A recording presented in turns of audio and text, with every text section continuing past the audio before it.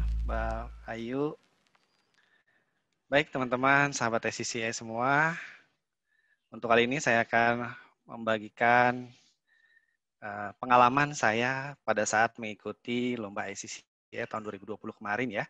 Sehingga mendapatkan hasil yang maksimal dari kategori inbound untuk tim leader. Lumayan untuk mendapatkan gold dari kategori tersebut. Baik, langsung saja ini saya bagikan untuk materinya.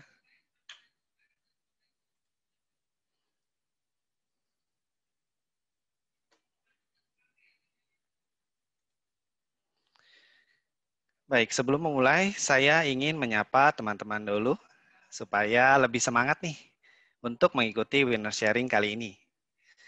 Assalamualaikum warahmatullahi wabarakatuh. Waalaikumsalam warahmatullahi wabarakatuh. Selamat siang Bapak Ibu dan sahabat ICC tentunya. Semoga sehat selalu. Dan bagi yang menjalankan ibadah puasa kali ini, semoga diberikan kelancaran sampai dengan nanti hari kemenangan. Amin. Baik. Pada kesempatan kali ini, saya ingin berbagi kepada teman-teman untuk lebih mengenal saya dan apa pekerjaan saya di kontak center PLN 123. Perkenalkan, saya Arif Rahman yang menganalogikan diri sebagai Marshal Gowes handal dan profesional di PLN 123.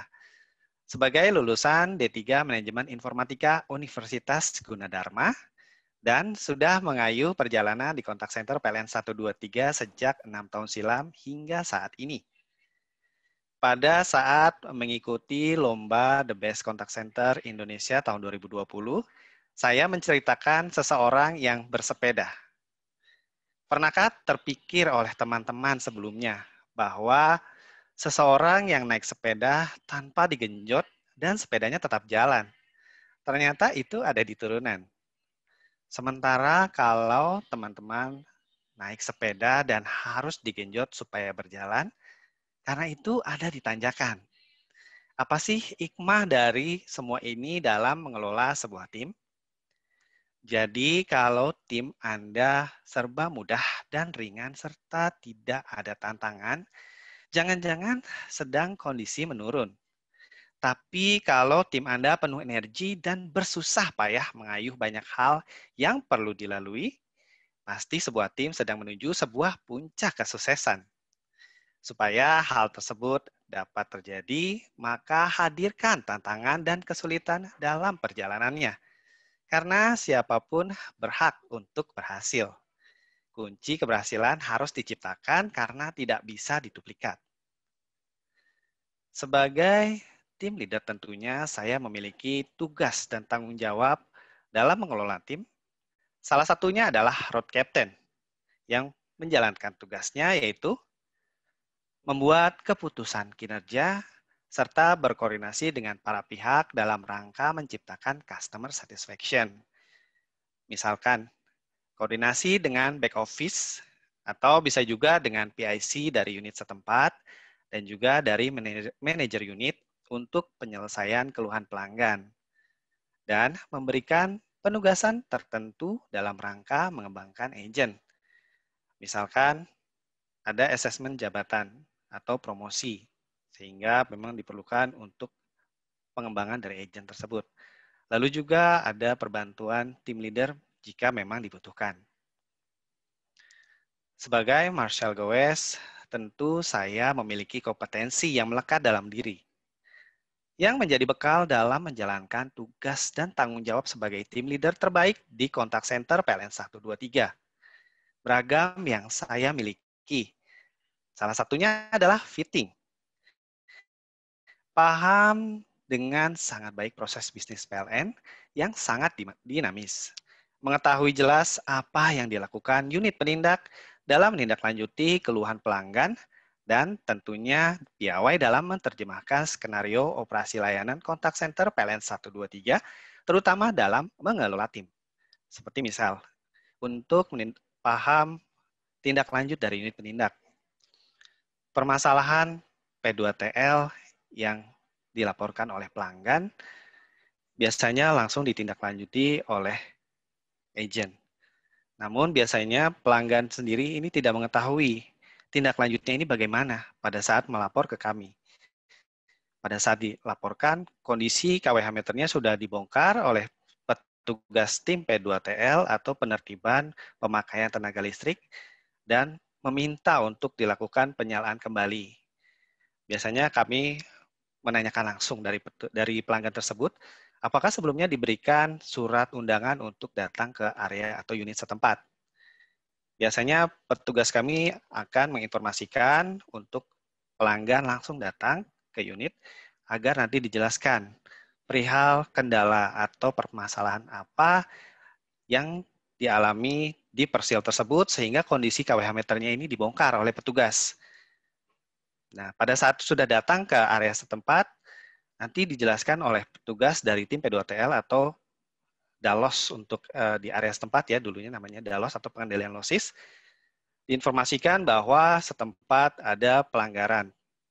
Dan biasanya jika kalau pelanggan tidak berkenan untuk melakukan pembayaran atau tidak percaya atas penanganan dari petugas P2TL tersebut, biasanya nanti akan diajak untuk melakukan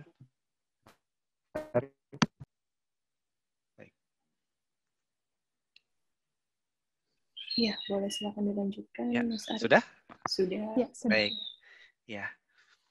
Ya, jika sudah datang ke unit, nanti dari petugas area setempat akan menjelaskan pelanggaran apa yang diterima oleh pelanggan tersebut dikarenakan adanya kelainan atau dari pelanggaran yang dirasakan atau dialami oleh pelanggan di persil tersebut. Nanti dari pelanggan jika memang tidak menerima kesalahan yang telah disebutkan oleh petugas PLN, maka akan diajak oleh petugas PLN tersebut untuk mengecek kedua belah pihak, dari pihak PLN dan dari pihak pelanggan, dilakukan di laboratorium metrologi pengukuran dari KWH meter. Nanti akan dijelaskan lebih rinci perihal secara teknisnya dan juga nanti akan ditunjukkan bagaimana kondisi KWH meternya ini pemakaiannya tidak sesuai dengan ketentuan. Setelah dijelaskan, nanti pelanggannya akan diinformasikan jumlah atau rupiah yang harus dibayarkan terkait dari pemakaian yang tidak sesuai tersebut. Biasanya juga pelanggan tidak bersedia langsung membayar karena kondisinya pelanggan tidak memiliki uang atau hal yang lain sehingga membutuhkan pembayaran dilakukan secara cicil. Itu juga bisa dilakukan jika memang pelanggan berniat untuk melakukan pembayaran dengan secara cicil. Setelah dilakukan pembayaran, pertama dilakukan di PLN area setempat atau di bank, baru petugas kami akan melakukan pemasangan KWH meter kembali di lokasi sampai dengan melakukan penyalaan di lokasi. Hal-hal yang seperti itu yang pelanggan sendiri seringnya ini awam. Jadi tidak mengetahui permasalahan kenapa sih rumah saya bisa dilakukan pemeriksaan dan penertiban sampai diputus oleh petugas.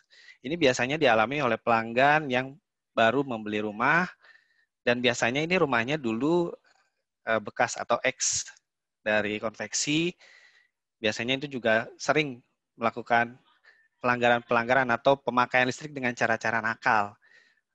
Sehingga dari pembeli yang baru sendiri ini tidak mengetahui kondisi pemakaian yang lama ini bagaimana sih. Biasanya dari sisi PLN akan menginformasikan atau mengedukasikan kepada pelanggan jika melakukan pembelian rumah, baik itu rumah baru atau rumah yang lama, bisa melakukan pengecekan terlebih dahulu kondisi kelistrikannya. Apakah kondisinya normal, ataukah memang ada pemakaian yang tidak sesuai ketentuan. Jadi pada saat melakukan pembelian, ini pelanggan sudah tahu bahwa di lokasi tersebut ini listriknya bermasalah. Jadi bisa langsung dilakukan eksekusi agar tidak terbebani untuk pembeli yang baru. Seperti itu. Dan juga menariknya dalam pekerjaan yang saya lakukan, adalah ketika tertantang dalam memecahkan permasalahan di kontak center PLN 123 dengan kreativitas yang saya miliki. Dan melalui program kinerja yang saya lakukan, yaitu program looping project group atau program kerja yang dilakukan berulang yang menghasilkan progres nilai terbaik. Berbagai kreativitas juga saya jalankan demi mencapai tujuan target perusahaan. Salah satunya adalah target meningkatkan kinerja tim yang saya capai dengan kreativitas bermain game, yaitu bike racing.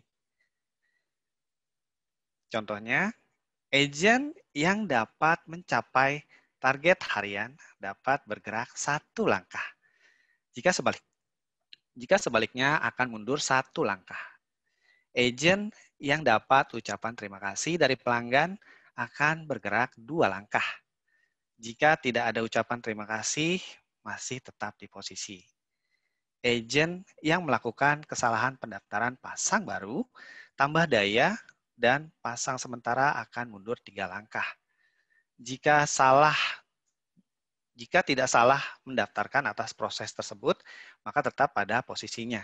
Dan di akhir perlombaan, ini akan saya berikan reward. Karena kondisinya agent tersebut berhasil melewati proses atau tahapan yang telah dibuat. Biasanya saya memberikan hadiah kecil-kecilan, seperti traktir makan siang atau tiket nonton XX1. Dan juga konsekuensi bagi yang tidak mencapai garis finish atau yang gagal dalam permainan tersebut. Misalkan saya berikan pelatihan atau membuat rangkuman proses bisnis apa sih yang kurang paham oleh agent yang kalah tersebut. Kalau misalkan yang tidak paham ini dari proses bisnis, niaga, atau pasang baru tambah daya, pasang sementara, maka saya mewajibkan agent tersebut untuk membuat rangkuman. Jadi bisa direview dan dibaca berulang-ulang agar hafal dan juga transaksi yang sudah berjalan ini bisa diperbaiki. Seperti itu. Dalam pertimbangan terhadap jumlah 8 orang anggota tim, dan besar kecilnya resiko yang dilakukan oleh setiap anggota tim, saya merancang sedemikian rupa, agar selain dapat memperoleh nilai terbaik, juga dapat mempertahankannya. Setelah menjalankan program Looping Project Group, alhamdulillah seluruh sasaran program pada Januari sampai dengan Juni 2020 meningkat. Untuk average handling time niaga, terdapat perbaikan sebesar 2,61 detik. Dan AHT komplain sebesar 1,80 detik. Untuk durasi aux coaching, terdapat penurunan dengan tahun sebelumnya sebesar 3,48 detik. Dan untuk target produktivitas, terdapat perbaikan dengan persen kenaikan sebesar 4,80%. Bagi saya, perbaikan 1 detik pun ini sangat berharga karena terdapat tren yang positif dari program yang saya jalankan. Ini berhasil merubah dari nilai sama dan di tahun berikutnya menjadi +1 atau penambahan sebesar 1 detik. Keberhasilan dalam menjalankan program kerja tidak luput dari pengembangan diri yang saya lakukan selama periode Januari sampai dengan Juni 2020, yaitu mengikuti sertifikat Contact Center Team Leader atau CCTL. Dan biasanya dari kegiatan tersebut ini saya dapat menilai target operasional perusahaan serta mengelola tim secara optimal. Kedua adalah Fun Bike Officer di lingkungan PLN 123 tentunya. Hal tersebut berguna untuk meningkatkan stamina agar tubuh lebih bugar serta menumbuhkan nilai persahabatan sehingga memperkecil batasan egosentris agar tercipta lingkungan kerja yang sehat dan kuat. Di sini memang kami disediakan sepeda ya, kurang lebih ada 15 dan ini digunakan oleh pekerja yang memang jika memang sudah lewat dari jam kerjanya bisa menggunakan untuk berolahraga di sekitar lingkungan kerja atau bisa keluar kantor. Dan ini saya gunakan untuk mempererat tali silaturahmi kepada agen agar batasan-batasan egosentris yang terdapat pada agen dan juga kami selaku tim leader ini bisa hilang dikarenakan persahabatan tersebut. Seperti itu. Dan terakhir, sebagai pemacu gairah kerja, saya ciptakan One Week, One Hour Meeting Class untuk bahasan segala hal, baik di dalam maupun di luar lingkungan pekerjaan, sehingga dapat menambah pengetahuan tentang informasi terbaru dan memberikan masukan positif dengan berkaca dari orang-orang sukses agar semangat kerja tetap terjaga.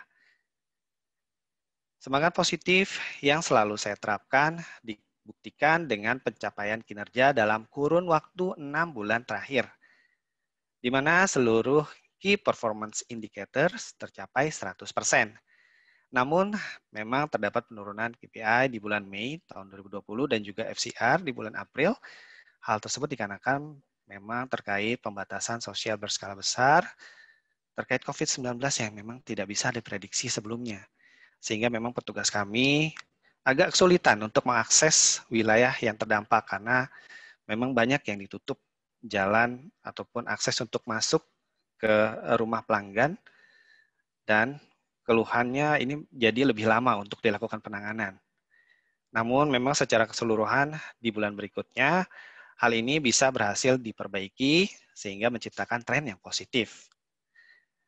Untuk tip dan trik mengikuti TBCC atau The Best Contact Center Indonesia, yang pertama yang bisa saya sampaikan yaitu kerja keras. Yang pertama ini bisa dengan membuat tema yang akan diangkat. Ini harus tema yang benar-benar unik, yang memang tidak terpikirkan oleh orang, sehingga memang menjadi ciri khas tersendiri ya, yang bisa dikenali oleh juri. Lalu juga bisa berlatih, mengerjakan soal-soal berulang-ulang, atau juga berlatih presentasi, baik dengan teman, ataupun juga kalau lagi di rumah, iseng-iseng bisa melalui kaca untuk presentasi, gayanya bagaimana sih, gitu, biar lebih halus, kelihatannya jadi lebih enjoy, enak, dan juga bisa memiliki rasa, seperti itu. Yang kedua, kerja cerdas. Kalau untuk saya ini terkait manajemen waktu ya, karena memang dari sisi pendaftaran sampai dengan lomba ini ada terminnya, ada waktu yang ditentukan.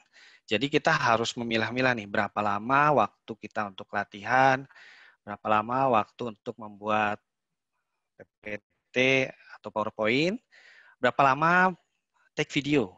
Nah ini yang penting nih, take video. Karena di situ banyak sekali dramanya. Kadang kita kalau slip tong aja, ini sudah tidak bisa diambil, harus diulang. Dan kalau keseringan seperti itu, biasanya mood kita tuh langsung hilang. Nah, ini yang harus diperhatikan nih. Sampai juga pada saat pengeditan, nah ini juga harus dipastikan pengeditan harus selesai dalam kurun waktu yang telah dijanjikan. Karena pengalaman saya pada saat tahun kemarin itu, setelah pengeditan, proses rendering, ternyata datanya hilang. Ini yang membuat kami juga agak-agak awalnya pesimis, apakah bisa mengejar. Karena memang kondisinya juga kita sampai 2 hari 2 malam itu pengerjaannya luar biasa tanpa pulang ke rumah. Ini tim dari kreatif kami. Kita benar-benar itu di kantor take jam 12 malam sampai jam 3, lanjut lagi besok pagi sampai dengan benar-benar sempurna. Nah itu memang cukup lelah sekali. Itu yang harus memang punya bagaimana timeline yang harus kita jaga, jangan sampai molor. Karena kalau molor, khawatir nanti lewat dari waktu yang sudah ditentukan. Seperti itu. Dan juga jangan lupa yang terakhir, ini kerja ikhlas. Berdoa. Setelah kita berusaha keras, mencari ide, latihan, yang memakan waktu yang cukup lama, kita take, pengeditan, sampai dengan drama-drama itu selesai, doa itu yang paling penting. Karena bagi seorang muslim, usaha itu juga diperlukan doa. Seperti itu. Dan bagi saya, menang kalah itu urusan biasa. Tapi bagi saya, yang dilihat adalah usaha dan pasrah dirinya. Seperti itu. Mungkin untuk saat ini cukup sekian sharing yang saya berikan. Semoga bermanfaat dan untuk selanjutnya saya kembalikan ke moderator Ibu Ayu. Terima kasih. Ya, terima kasih Mas Arief. Luar biasa sekali nih materinya hari ini. Menarik banget nih karena konsepnya mengambil konsep goes sepeda ya Mas Arief ya? Iya, karena memang hobi. Emang hobi ya berarti? Iya. Setiap minggu, setiap bulan gitu ya Mas? Iya, kebetulan memang di rumah juga punya sepeda dan di kantor sendiri disediakan fasilitas sepeda untuk digunakan. Jadi ya nyambung dari hobi saya di rumah dan juga di kantor. Makanya saya angkat hobi ini menjadi tema. Baik, nah ini mungkin bisa jadi tips, salah satu tips nih untuk bikin video presentasinya ngambil temanya dari hobi gitu ya Mas? Betul. Oke deh, mungkin kita kasih kesempatan dulu ke rekan-rekan ICCA di sini yang ingin bertanya, bisa langsung open mic, nanya langsung nih dengan Mas Arief di sini, baik seputar pengalaman kerja atau persiapan lomba TBCCA-nya tahun lalu, gimana caranya bisa jadi pemenang tuh kunci suksesnya apa aja, bisa langsung ditanyakan, atau bisa langsung dituliskan di kolom chat, dan jangan lupa sebutkan nama dan asal perusahaannya, seperti itu. Nah, mungkin sambil tunggu rekan-rekan ICCA yang lain ingin bertanya, mungkin saya mau nanya dulu nih, Mas Arief. Tadi sih udah cerita terkait persiapan video presentasi gitu ya, Mas, udah banyak banget, karena ada tim kreatif gitu, berarti memang dari PLN ini disiapkan tim-timnya gitu ya Mas, dan apa sih support lain bentuknya untuk persiapan Mas Arief menjelang TBCCI? Ya, sebenarnya tim kreatifnya ini teman-teman sendiri ya Mbak Ayu, jadi kita saling kerjasama dan memang saya sendiri untuk menghadapi lomba ini, awalnya saya juga nggak paham nih lombanya apa ya, karena saya baru pertama kali ikut. Tapi di sini saya juga alhamdulillahnya sudah dibantu juga oleh mentor saya dari Bapak Candy dari Head Office Contact Center PLN 123 dan juga dari teman-teman yang sudah mengikuti dan juga juara melalui lomba TBCC sebelumnya. Jadi saya juga nggak terlalu lama untuk belajar, nggak terlalu canggung ya, karena memang teman-teman juga udah punya pengalaman gitu. Paling yang berat itu dari dalam diri saya, karena saya sendiri tidak pernah ikut lomba seperti ini, tiba-tiba langsung diikutkan lomba kayak gini tuh, ini modelnya kayak apa ya? Saya sebenarnya tuh dulu juga ngebayang-bayanginnya pidato itu kayak orang sholat Jumat ya, khotbah. Awalnya saya melihat dari sholat Jumat kayaknya tuh nggak gini deh. Nah, kebetulan waktu pas tahun kemarin itu ada Excelis ya, konsultan. Jadi beliau yang mengarahkan kami untuk proses presentasi di ICCA itu bagaimana sih gitu. Awalnya juga saya juga agak bingung. Ini pidato atau drama ya? Tapi ya karena memang saya ini sebelumnya nggak tahu, tapi saya pengen tahu, pengen ikut. Apapun kesulitannya, walaupun sekecil mungkin keinginan saya untuk mengikuti lomba, saya jalani. Akhirnya saya melihat teman saya yang memang jago untuk presentasi atau jago bermain drama. Karena dia memang salah satu seorang penyanyi ya, jadi dia udah paham benar bagaimana caranya tampil di depan umum. Udah saya deketin aja. Saya belajar cara mimiknya bagaimana sih, cara bicaranya bagaimana, keluasan kata-katanya bagaimana. Itu saya contoh, saya duplikat, terakhir saya modifikasi. Dan akhirnya ya, saya berhasil mendapatkan nilai. Dari persepsinya dari khotbah jadi drama yang bagus gitu ya Mas berarti? Iya, tadinya hopeless banget. Karena saya nggak tahu gimana caranya ya untuk merubah karakter diri saya tuh gimana caranya ya. Sampai dari HOCC saya bilang, lo tuh harus berdamai dengan diri lo sendiri. Oh, saya bingung. Berdamai itu bagaimana ya? Apa saya harus salaman gitu kan sama diri saya, kan saya nggak mungkin juga. Itu yang saya berpikirnya keras tuh. Ini berdamainya bagaimana? Oh iya, saya punya ego. Ternyata ego itu yang bikin saya tuh berat untuk melangkah lebih out of the box ya. Saya tuh gini-gini aja dari dulu gitu. Makanya, oke. Ya udah. Saya lepas ego saya satu-satu, saya belajar dari teman, oh begini. Awalnya kaku, saya ikutin. Akhirnya bisa luas, bisa intonasinya juga mengikuti. Sama teman-teman yang baru ditunjuk atau mengikuti lomba The Best Contact Center Indonesia juga pasti bisa. Saya buktinya nih, saya awalnya ini orangnya kaku banget. Nggak ngerti bagaimana caranya itu tampil di depan umum, depan orang. Tapi ya itu, karena memang keinginan kita itu harus ada dulu. Kalau keinginan kita sudah ada, itu otomatis nanti bisa mengikuti. Gitu. Asalkan memang kita lebih disiplin, telaten itu aja. Niat, usaha, kemauan ya, semuanya disatuin gitu ya Mas Arief ya. Betul. Oke. Nah mungkin saya juga saya pernah dengar nih dari narasumber lain kalau di PLN 123 itu kayaknya ada seleksi internal gitu ya Mas sebelum jadi perwakilan benar-benar ke TBCCI gitu. Iya benar. Memang awalnya ini kami nama-nama yang dipilih akan diseleksi dulu, di-take dari video durasi pendek ya. Kita di-take durasi pendek, perkenalan, dan juga berapa lama kita bekerja di sini, dan juga latar belakang pendidikan, seperti itu.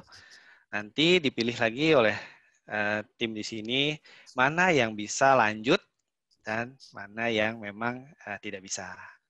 Itu. Oke, berarti Selebihnya, itu perwakilan yang seluruh Indonesia berarti ya Mas Arief? Iya. Waduh. Itu semuanya di-take dulu videonya, video singkat, kurang lebih 3-5 menit. Dan nanti baru dipilih siapa yang berhak untuk mengikuti lanjutan dari lomba tersebut. Dan sisanya ya itu, kita jalan sesuai dengan timeline yang sudah ditentukan oleh tim. Oke deh. Nah, mungkin karena saya udah nanya banyak nih, takutnya nanti nggak ngasih kesempatan ke rekan-rekan ICCA yang lain. Gimana nih, rekan-rekan ICCA udah ada yang mau nanya belum nih? Atau buka mic, buka on cam-nya mungkin? Ada yang sudah mau bertanya?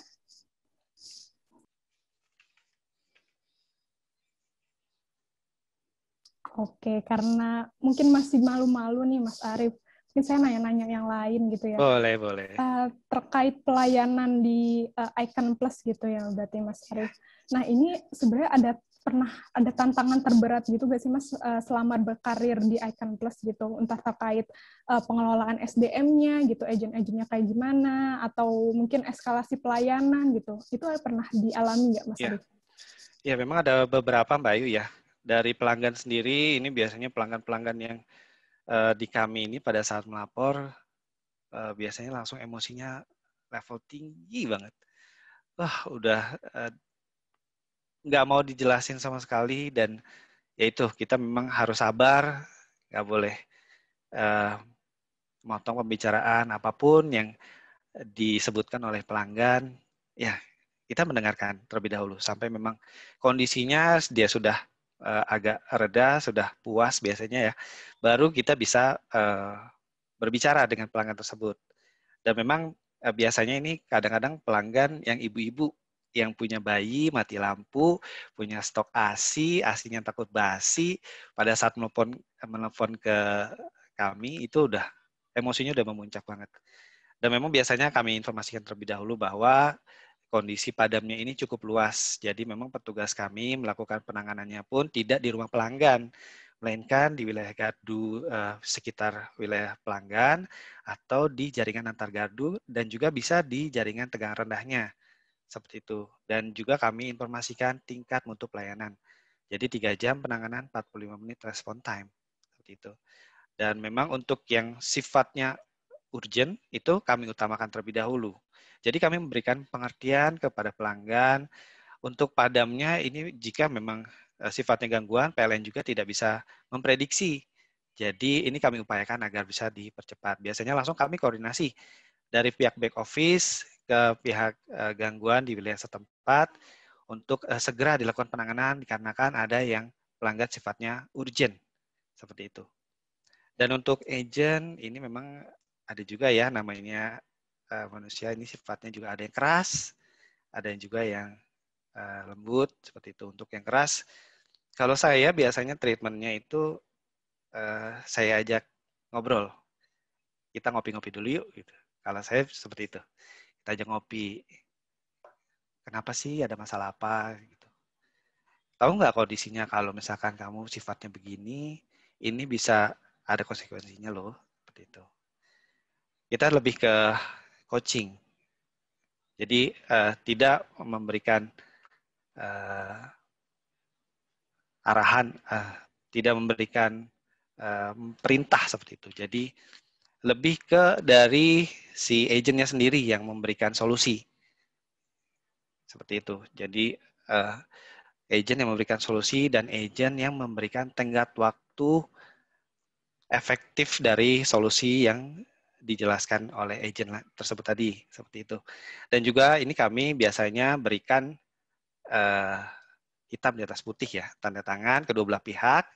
Jika memang kondisinya dia bisa menyebutkan untuk waktu perubahannya 2 minggu, maka kami tanda tangan berdua, dan kami juga akan pantau bagaimana kondisi agent tersebut ini, perubahannya ini bagaimana sih ke depannya gitu. Jika memang dalam 2 minggu ini sudah berhasil perubahan, berarti memang solusi dari agent tersebut ini memang dilakukan. Namun jika memang tidak, ini juga bisa mengakibatkan dari agent ini bisa lebih lanjut menghadapi permasalahan yang lain seperti itu. Makanya kami jelaskan terlebih dahulu untuk kondisi agent-agent yang memang keras bisa memberikan menginformasikan permasalahannya dan juga memberikan solusinya sendiri seperti itu. Baik, berarti pendekatannya lebih personal gitu ya, Mas? Iya. Baik. Nah, di sini ada Mbak Jessica nih, udah raise hand mau nanya seperti ini sama Mas Arief. Silakan, Ya, Mbak Jessica. Oke, baik. Mas Arief, sebelumnya terima kasih banyak nih Mas, karena yang di-sharing sangat bermanfaat ke kita nih Mas Arief. Baik. Nah, dari yang saya amati dari tadi bahwa Mas Arief nih pembawaannya tenang sekali nih Mas, gitu ya. Kalem, tenang, kemudian treatmentnya ke para agent juga sangat baik seperti itu. Nah, mungkin saya penasaran Mas, boleh dong Mas di-share ke kami dalam mengikuti The Best Contact Center Indonesia, kan banyak tahapan-tahapannya Mas Arief ya? Ya. Ada dari ujian, kemudian ada dari lombanya, kemudian ada dari videonya seperti itu. Nah, mungkin bisa diceritakan Mas Arief tantangan yang paling besar menurut Mas Arief nih dalam lomba The Best Contact Center Indonesia yang Mas Arief lalui itu apa sih Mas? Dan bagaimana Mas Arief bisa melewati tantangan tersebut gitu tipsnya? Silakan Mas Arief. Terima kasih. Baik, ya terima kasih Mbak Jessica atas pertanyaan yang luar biasa nih. Kalau di kami atau di saya pribadi ya, memang tantangan yang paling besar itu pada saat kita take video. Itu dari kami itu pada saat baris pertama biasanya kan suka slip tong ya, itu kan suka diulang. Masuk lagi, slip tong lagi diulang, itu lelah banget, lelah sekali. Apalagi pada saat sebelumnya memang kita udah coba-coba ya pas puasa kayak gini nih.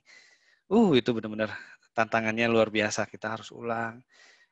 Itu bikin mood kita tuh atau pikiran kita tuh udah buyar kemana-mana. Udah capek lah gitu ya. Tapi memang itu. Mau nggak mau kita harus lewati proses itu. Capek, lelah, mungkin juga bisa dibilang berdarah-darah ya. Tapi memang ya itu tantangan yang harus kita hadapi sampai dengan prosesnya ini selesai. Dan biasanya itu setelah kita udah take video, proses editingnya juga luar biasa tuh. Kita harus tunggu, benar-benar kita tungguin, kita liatin, karena proses editingnya itu harus sesuai antara mulut dengan gerakan, antara posisi video satu dengan video yang lain ini, patahnya itu harus sesuai dengan materi yang kita buat. Jadi nggak asal aja gitu. Seperti itu Mbak. Itu yang memang prosesnya lama banget. Itu sampai kita pulang pagi, masuk lagi, besok pulang pagi. Nah itu yang bikin lelah. Dan juga karena orangnya banyak, ya yang bikin tim kreatif kami itu agak lelah mungkin ya untuk penanganannya atau pengerjaannya. Jadi kita juga harus kasih support ke beliau gitu. Jangan sampai ngedrop gitu loh. Jangan sampai ya capek gitulah. Seperti itu. Oke, baik. Terima kasih Mas Arif untuk Sama-sama Mbak Jessica. pemaparannya. Terima kasih Mbak Jessica atas pertanyaannya. Nah, Mas Arif tadi kalau misalnya saya nyimak penjelasannya gitu terkait persiapan lomba itu banyak banget yang dipersiapkan gitu, prosesnya bisa sampai dari pulang malam ke pagi lagi mungkin gitu ya Mas. Nah itu manajemen waktu antara kerja sama persiapan lomba itu gimana Mas? Mungkin bisa jadi tips nih buat teman-teman rekan-rekan ICCA di sini. Ya, untuk kerja sendiri memang kita tetap ya posisinya di kantor tetap 9 jam kerja, dan juga setelah itu kita sambil nih biasanya pada saat kita istirahat, ini kita bisa melakukan take video gitu. Dan jika memang sudah di luar jam kerja, ini kita bisa gabung lagi di tim kreatifnya untuk posisi editing, atau memang ada yang ingin ditambahkan videonya, atau memang ada yang gagal. Jadi memang kita harus bisa split waktu. Kapan kita harus istirahat untuk lanjut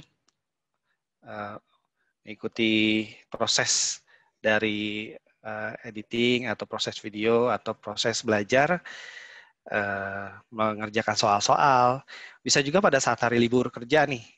Biasanya kalau hari libur kerja itu dari tim mentoring suka ngasih soal. Dan pengalaman saya tahun kemarin itu mengerjakan soal sampai dengan 400 soal. Itu cukup melelahkan. Dari pagi sampai sore istirahat jam 12. Saya istirahat jam 12, lanjut lagi jam 1. Selesainya itu jam 4:30. Itu udah cakep banget. Jadi memang kita selain untuk lomba presentasinya juga, ini lomba tes tulisnya memang dipersiapkan juga ya. Kita harus banyak latihan agar mengenal gimana sih konsep-konsep soalnya Pak Andi nih. Gitu. Karena memang bukan dari yang biasa dikasih dari yang tahun-tahun sebelumnya. Ini rata-rata juga soalnya ini dimodifikasi. Jadi yang dihafal itu bukan soalnya tapi jalannya. Atau logika soalnya. Oke, baik. Nah, ini di kolom chat udah ada pertanyaan nih dari Mbak Alia. Mungkin Mbak Alia bisa undang juga ke room-nya atau mau dibacakan aja Mbak Alia? Silakan Mbak Ayu dibacain aja. Oke, boleh dibacakan. Oke nih, Mbak Alia menanyakan, sebagai tim leader inbound di Icon Plus, boleh info berapa banyak agent yang di-handle nih Mas Henry? Kemudian, apakah ada perbedaan dalam memimpin para agent milenial gitu? Nah, karena mungkin sekarang udah memasuki usia dewasa nih, generasi milenial nih, kayak saya mungkin yang masih 20-an gitu, Mas Arif. Nah, itu gimana cara memanage-nya juga gitu sih, Mas? Silakan Mas Arif dijawab pertanyaannya. Boleh, ya, baik. Ini untuk agent yang di-handle ya. Di kami ini memang kurang lebihnya ada 300 orang. Yang memang kita dibagi beberapa tim ya, masing-masing. Kalau untuk saya ini ada 10 agent. Dan ini harus kita pantau betul. Transaksinya tiap hari untuk AHT-nya, untuk CA-nya. Ini juga kita harus kerjasama dengan tim QA dan juga DC apabila memang ada ketidakhadiran.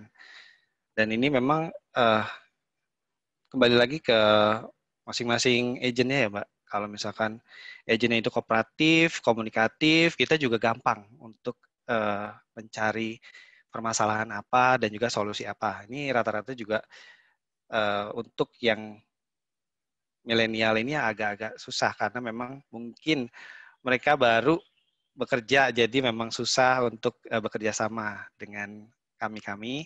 Biasanya kami yang jemput bola. Kami akan nanyakan, apa sih kesulitan-kesulitannya kerja di sini atau melayani pelanggan di sini. Ada nggak kira-kira yang bisa kamu sharing? Gitu. Biasanya memang agent-agent milenial ini karena memang mereka baru ya, jadi belum banyak pengalaman dalam melayani pelanggan, dalam proses bisnis. Ini yang memang kita ajak terlebih dahulu untuk ngobrol paling nggak. Gitu. Biasanya memang agent milenial ini biasanya kita ajak ngobrol duluan, bukan mereka yang nyamperin, kita yang nyamperin. Gitu. Nanti saya suruh catat apa yang kurangnya di kamu. Oke, nanti kita pilihin salah satu nih. Oke, kita selesaikan satu-satu. Kekurangannya kamu apa? Mungkin yang pertama proses bisnis. Oke, proses bisnis ini kalau saya kasih alur cara bertanya atau alur transaksinya, coba kamu hafalkan. Satu dulu.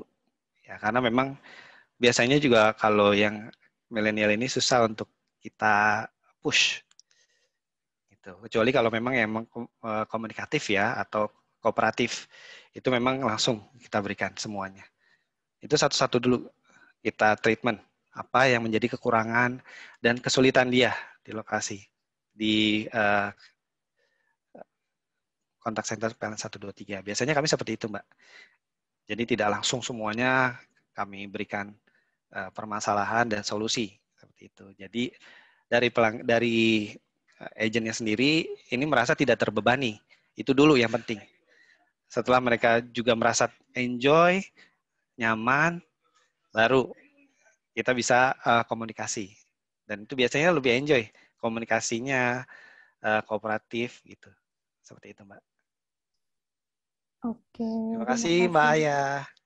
Ya, Mbak Alia gimana sudah Iya, sama Mas Arief sudah cukup menjelaskan banget terkait apa namanya model kepemimpinan ya untuk menghadapi agent-agent milenial saat ini. Semoga bisa jadi inspirasi buat para tim leader yang lain ya.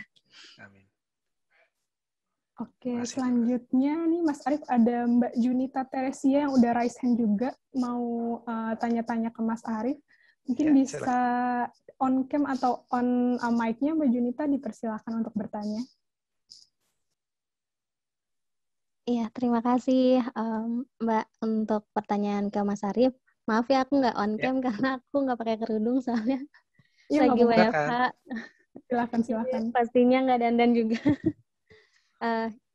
Jadi gini Mas Arief, ini kan Mas Arief kan pemenang ICCA ya sebelumnya ya. Yang saya mau tanyakan, jadi saya ini dari First Media, kemudian tim leader baru akan tahun ini dilibatkan ke ICCA, yang dimana sebelumnya adalah corporate, kemudian SPV yang turun tangan dan head seperti itu. Nah, kebetulan dari head ya ini menunjuk saya untuk ikut ICCA tahun ini. Sebenarnya deg-degan dan bingung juga nanti seperti apa untuk presentasinya, kemudian seperti apa template-nya juga, itu yang akan pastinya bakalan jadi saya jadi hopeless gitu. Aduh maju nggak ya atau enggak, tapi kesempatan nih kapan lagi gitu ya untuk tampil di ICCA. Ini adalah suatu kesempatan besar untuk saya mencoba hal lain yang lebih besar lagi seperti itu.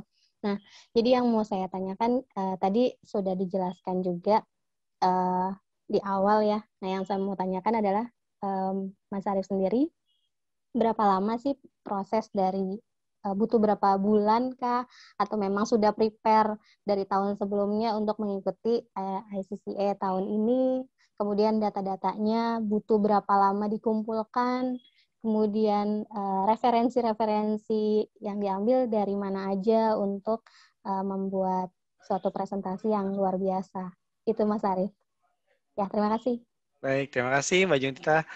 Wah, ini Mbak Junita baru pertama ya untuk mengikuti lomba The Best Contact Center di tahun 2021 untuk kategori team leader ya? Iya. Oke.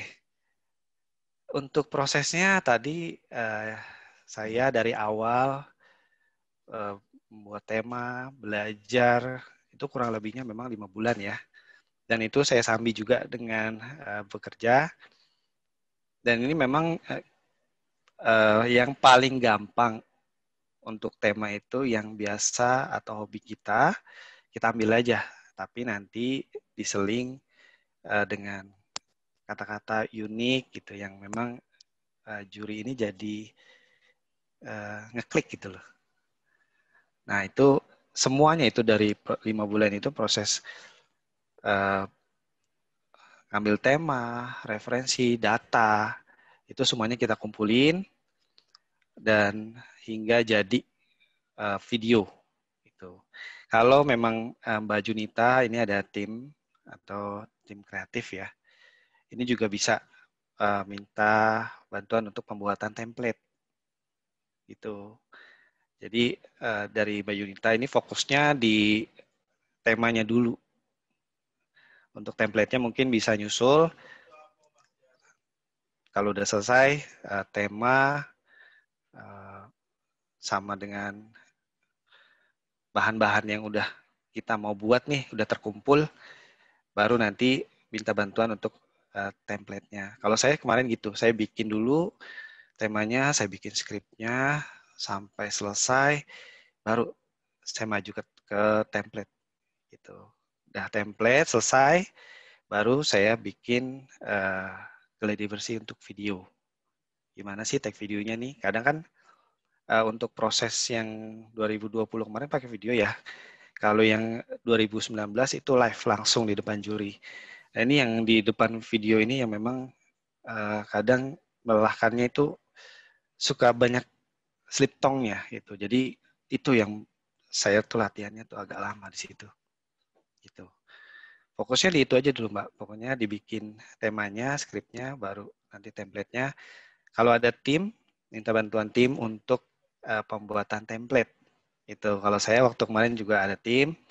Jadi template-nya itu setelah tema sama skripnya itu jadi gitu Mbak. Ya, oke, Mas Arif. Untuk template-nya sendiri atau isinya ya gitu, Ya. itu sudah ditentukan dari ICCA-nya atau gimana ya, Mas? Kalau untuk template-nya bebas ya, tapi memang urutannya sudah ditentukan. Urutan dari awal, dari profile sampai dengan closing. Itu udah ada, nanti akan diinformasikan pada saat technical meeting. Gitu. Ya, makanya untuk yang template ini kita nggak usah terlalu mikirin dulu, karena memang awalnya itu kita mau ikut, harus dapat idenya dulu nih, idenya kita mau bikin apa ya. Itu kadang yang nggak bisa pecah telur tuh Mbak. Saya juga waktu awal-awal itu, saya mau bikin apa ya? Aduh, bikin ini kayaknya norak. Bikin ini kayaknya nggak pantas. Itu agak lama memang pecah telurnya tuh. Sampai saya tuh untuk merubah karakter itu juga agak lama. Pokoknya itu dulu deh Mbak yang dipikirin. Kalau template-nya itu pasti bisa nyusul.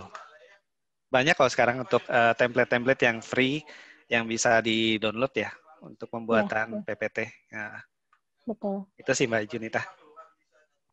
Ya, oke, Mas Arif. Terima kasih ya Mas Arif. Sama-sama Mbak Junita. Penjelasannya sangat bermanfaat sekali buat saya yang baru pertama kali, jadi sayanya bingung harus seperti apa. Tapi tadi penjelasan Mas Arif sudah lumayan membuka sedikit. Mungkin nanti harus cari informasi lagi dari yang sudah pengalaman mungkin SVP atau head seperti itu sih Mas Arif. Betul. Terima kasih Mas Arif. Semangat Mbak Junita. Semangat. Semoga juara ya. Semangat Mbak Junita persiapannya. Semoga lancar ya Mbak. Amin, amin. Oh iya, nih mungkin saya mau nambahin sedikit nih Mas Arif terkait tadi pertanyaannya Mbak Junita terkait template presentasi gitu ya. Nah, jadi mungkin untuk info juga Mbak Junita dengan rekan ICCA, jadi untuk urutan materi presentasinya itu sudah ditentukan oleh panitia dari ICCA sendiri. Nah, urutannya itu mungkin bisa dilihat di ketentuan dan template-nya itu ada di website icca.co.id gitu. Nah, nanti di situ bisa di-download dokumen ketentuannya dan dokumen file template presentasinya seperti itu. Nah, nanti di ketentuannya juga dijelaskan kreasi seperti apa sih yang bisa dilakukan peserta, diperbolehkan dan tidak diperbolehkan seperti itu. Baik. Oke, sebenarnya kita masih ada waktu sedikit nih, Mas Arif. Mungkin satu pertanyaan lagi dari saya nih.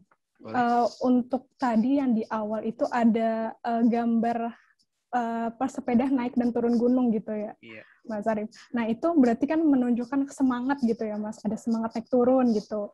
Nah, ini kalau misalnya untuk Mas Arif sendiri, untuk meningkatkan semangat dan motivasinya, baik dalam pekerjaan, baik untuk memotivasi mungkin timnya juga, atau untuk lomba TBCCI itu ada motivasi atau semangat sendiri nggak sih, Mas? Ya, kalau saya sih kebetulan semangat saya yang pasti juara. Karena juara itu ada plusnya. Itu nggak akan didapat oleh orang lain kalau memang kita nggak ikut lomba itu ya. Makanya yang saya jelaskan sebelumnya pada saat saya mengikuti lomba ini, yaitu saya bisa menambah ilmu. Itu dulu. Jadi kalau misalkan Kak yang belum pernah ikut dan rasa penasarannya itu ada, ikut. Karena itu akan menambah ilmu. Kita jarang-jarang nih dapat ilmu gratis nih dari ICCA nih. Ini saya luar biasa banget nih. Bisa merubah karakter, bisa menambah pengetahuan dari soal-soal tes tulis yang Pak Andi buat. Ini ya nggak bisa digambarkan lah ya. Kedua juga kita juga bisa disiplin ya, disiplin waktu. Karena pada saat kita mengikuti lomba ini ada waktu yang sudah ditentukan pada saat kita melakukan pendaftaran sampai dengan kita menyerahkan video. Ini kita harus benar-benar disiplin mengerjakan ketentuan-ketentuan yang sudah diberikan, jangan sampai melewati batas itu. Dan juga ini menambah value bagi diri saya karena jarang-jarang sih orang yang ditunjuk ikut lomba dan sekelas kontak center seluruh Indonesia seperti TBCC ini ya, ini tuh menambah value buat diri saya gitu. Jadi apalagi kalau kita menang nih, kita bisa, lu menang ya, hebat loh. Itu yang saya nggak dapat Mbak. Biasanya kalau saya, lu mau kemana? Kayaknya biasa-biasa aja gitu. Sementara pada saat kalau kita sudah menang, ada yang bisa dibanggain. Jadi nambah nilai buat diri sendiri gitu. Jadi itu yang saya kasih ke teman-teman yang memang terutama yang baru ngikut ya. Pokoknya jangan takut, jangan mundur. Ini ada value loh kalau misalkan ikut dan menang. Itu yang akan nggak didapatkan orang lain selain nanti buat diri kita sendiri. Itu aja. Baik, wah mantap banget nih. Banyak tips, wejangan, dan insight nih kayaknya hari ini dari Mas Arif nih untuk para rekan-rekan ICCA yang mungkin persiapan lomba juga nih, Mas. Oke deh. Nah, mungkin untuk sesinya Mas Arif kita selesaikan sekarang karena terima kasih banyak Mas Arif atas sharingnya hari ini. Semoga bisa menjadi inspirasi dan membantu rekan-rekan ICCA baik dalam pekerjaannya maupun persiapan lomba TBCCI. Baik. Ya, satu lagi Mbak Ayu mungkin boleh buat teman-teman yang mengikuti lomba The Best Contact Center Indonesia tahun 2021, jangan patah semangat. Pokoknya kerja cerdas, kerja ikhlas, manajemen waktu, dan ingat usaha tidak mengkhianati hasil. Jadi usaha keras yang kita lakukan pasti akan berdampak positif bagi diri kita. Amin, amin. Terima kasih banyak Mas Arif. Semoga sukses selalu dan sehat selalu. Ya, terima kasih teman-teman atas waktunya.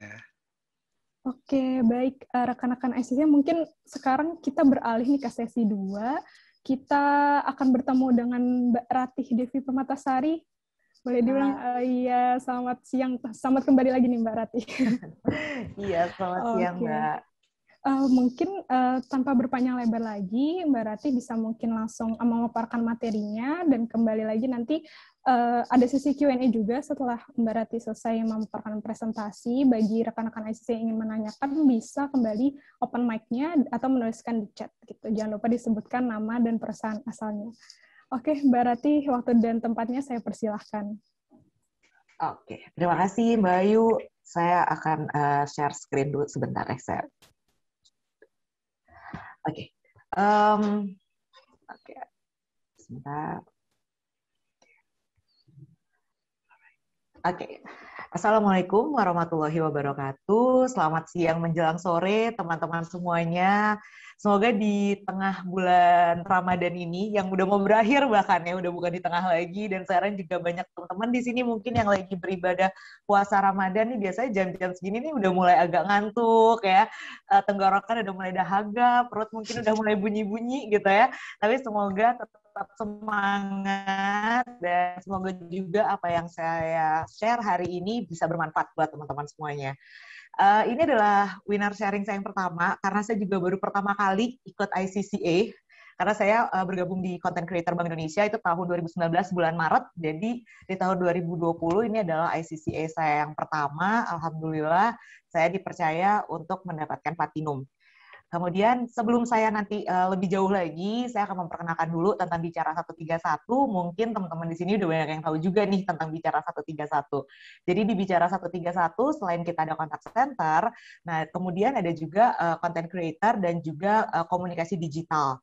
Nah, kalau content creator adalah yang membuat konten, komunikasi digital ada yang membuat strateginya, dan teman-teman dari contact center itu ada juga yang bagian sosial medianya, yang mana teman-teman di situ adalah yang membalaskan komen. Jadi mimin gitu, miminnya Bank Indonesia seperti itu.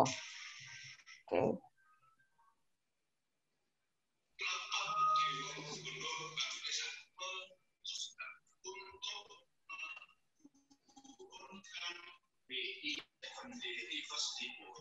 Sebesar 25 basis point. Dikatakan URAS unggul diberlakukan secara nasional untuk memperlancar sistem pembayaran kita yang aman, lancar. Kami ingin mencoba mempermudah investasi bisa dengan QR code. Indonesia telah melakukannya di 2.941 titik. Kita memberikan izin kepada bagi trader yang legal apakah itu dapat perusahaan kita lengkapi dengan sebuah logo. Oke, kalau tadi saya sempat menyebutkan nih, kita ada contact center, kita ada content creator, kita ada juga tim komunikasi digital. Nah, tadi itu adalah video singkat dari apa yang pernah kita produksi seperti itu. Jadi mungkin tadi kalau dengar BI 7 days reverse repo rate gitu ya. Jadi banyak banget nih kata-kata yang mungkin sering disebutkan di Bank Indonesia gitu ya. Cuman kayak banyak orang yang BI 7 days reverse repo rate gitu. Terus kemudian tadi juga ada beberapa kebijakan-kebijakan tadi yang kalau kita lihat dari video itu. Jadi memang salah satu tantangan untuk menjadi content creator di Bank Indonesia yaitu adalah yang kita komunikasikan ini bukan berbentuk jasa, bukan berbentuk produk, tapi kebijakan dan juga regulasi gitu. Kemudian bahasa-bahasanya, ini banyak sekali bahasa-bahasa yang mungkin orang-orang yang background-nya bukan ekonomi, ini agak baru gitu kan untuk dengernya gitu. Kita mungkin baru dengar yang namanya GWM, kita baru dengar namanya makroprudensial itu apa gitu ya. Jadi itu adalah sebuah tantangan bagaimana kita bisa membahasakan bahasa-bahasa yang biasanya digunakan oleh para ekonom tapi bisa dimengerti atau dipahami oleh masyarakat secara luas gitu. Kemudian yang pastinya karena kebijakan dari Bank Indonesia ini adalah kebijakannya makro gitu. Tapi kita di sini kita melakukan keterbukaan informasi publik, kita menyampaikan pesan kepada masyarakat karena kebijakan yang efektif itu adalah kebijakan di mana masyarakat itu tahu, memahami kebijakan yang memang dikeluarkan. Nah, seperti itu. Jadi, itu akan kebijakan yang dikeluarkan Bank Indonesia tentunya akan lebih efektif. Jadi, kita berkomunikasi kepada masyarakat ini menjadi hal yang penting untuk dilakukan oleh Bank Indonesia. Tapi lagi-lagi tadi tantangannya memang kebijakannya makro gitu ya. Terus kemudian walaupun pada akhirnya masyarakat juga gitu yang akan mendapatkan dampaknya. Terus kemudian bahasanya. Ini banyak bahasa-bahasa yang apa ya gitu, apalagi saya pribadi gitu ya, karena saya baru join itu di Maret 2019, jujur saya pendidikan saya S1 saya adalah komunikasi massa, S2 saya adalah komunikasi politik, jadi jauh banget dari yang namanya ekonomi gitu, walaupun ada gitu mata kuliah ekonomi, komunikasi ekonomi itu ada, tapi kan kayak cuma 3 SKS aja gitu ya. Jadi tidak secara detail. Nah, di situ adalah tantangan nih, gimana caranya kita bisa berkomunikasi kepada masyarakat luas dengan background yang berbeda-beda, pendidikannya pasti berbeda, sosial ekonomik statusnya juga berbeda-beda, tapi kita bisa menyampaikan pesan kita dengan efektif gitu. Jadi karena memang komunikasi itu memang bagaimana komunikator menyampaikan pesan kepada komunikan, walaupun ada distorsi, tapi pesannya bisa tersampaikan dengan baik. Nah, kalau misalnya kita ngomongin tentang media sosial, pastinya kita nggak akan jauh-jauh dari yang namanya engagement gitu. Engagement itu emang penting banget untuk kita juga mengukur KPI kita gitu. Tapi ada hal lagi nih yang kita nggak boleh lupa nih, yang penting juga dan kita nggak boleh lupa, yaitu adalah improving the economic literacy of Indonesian citizen is our goal gitu. Jadi bagaimana kita bisa membuat masyarakat itu paham dengan apa yang kita komunikasikan, itu juga tidak kalah penting dari sebuah engagement. Walaupun engagement itu tetap menjadi KPI kita. Kemudian, ini adalah media sosial yang dimiliki oleh Bank Indonesia. Kita ada YouTube, kita ada Instagram, kita ada Twitter, kita ada Facebook, dan yang terbaru kita juga ada podcast. Nah, setiap platform ini pastinya punya keunikannya masing-masing. Jadi otomatis apa yang kita komunikasikan, walaupun yang dikomunikasikan itu sama, tetapi pasti packagingnya berbeda. Dari segi bahasa, dari segi visual, dari segi strategi itu juga berbeda. Kemudian ini adalah konten tahun 2020 dan juga konten 2021, karena memang saat kita mengikuti ICCA harus ada improvement yang kita lakukan. Improvement dari segi kita sebagai leader, improvement kita dari segi pekerjaan atau dari segi konten. Kalau saya di digital, dari segi konten, apa nih perbedaannya dari tahun sebelumnya dan tahun sekarang? Gitu, apa pembaharuan yang kita lakukan? Seperti itu. Kemudian sebelum saya nanti masuk lebih dalam lagi, apalagi di sini ada orang yang baru banget ikut ICCA, jadi pasti di sini juga ada teman-teman yang baru pertama ikut ICCA. Saya juga tahun lalu adalah tahun pertama saya. Saya akan sharing kepada teman-teman semuanya, tapi sebelumnya saya akan memperkenalkan diri saya terlebih dahulu. Nama saya Ratih Devi Permatasari. Saya biasa dipanggil Devi dan saya posisinya adalah sebagai news feature producer. Nah, ini adalah di media sosial. Nah, tapi saat membuat konten, yang saya harus lakukan adalah saya harus media monitoring. Jadi saya harus tahu dulu nih isu-isu apa yang berkembang tentang Bank Indonesia. Jadi kita memang punya agenda setting. Kita punya agenda setting, tapi kita juga harus tahu juga nih di sekeliling kita lagi ngomongin kita tentang apa sih? Ternyata orang-orang di sekeliling kita lagi ngomonginnya Z, jadi nggak nyambung gitu kan. Nah, jadi ada saatnya kita harus leading issue, ada saatnya kita follow isu, strategi di leaders di followers. Nah, kenapa kita harus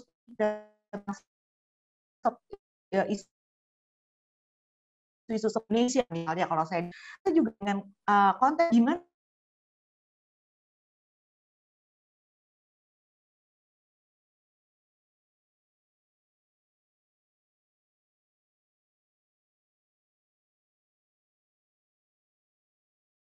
Nah, ini yang saya lakukan di dalam tim saya sebagai leader di sini, saya akan memimpin brainstorming. Di mana brainstorming itu di dalamnya pastinya ada pitching kontennya. Pertama kita harus pitching dulu nih, konsepnya mau apa sih gitu. Angle-nya seperti apa sih? Terus packaging-nya mau gimana? Nah, itu kita lakukan brainstorming. Kemudian ada creative brief. Nah, sebenarnya leader itu penting sekali untuk kita bisa memberikan instruksi itu yang jelas gitu. Jadi jangan sampai kalau misalnya tim member kita nih ada melakukan sebuah kesalahan atau enggak kita memberikan sebuah tugas tapi pas kita lihat enggak gini ini harusnya. Nah, itu bukan berarti tim member yang memberikan instruksinya yang tidak jelas, seperti itu. Atau kita emang kurang mengedukasi dari tim member kita. Jadi, creative brief itu nantinya akan mempermudah kita dalam memberikan arahan kepada tim member kita. Nah, kalau di media sosial atau di content creator, biasanya ada positioning-nya apa, goals-nya apa, target audience-nya siapa.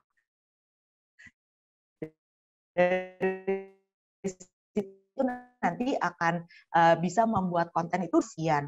Kemudian positioningnya seperti ini kayak gitu. Terus kemudian bahasa tone-nya mintanya seperti ini.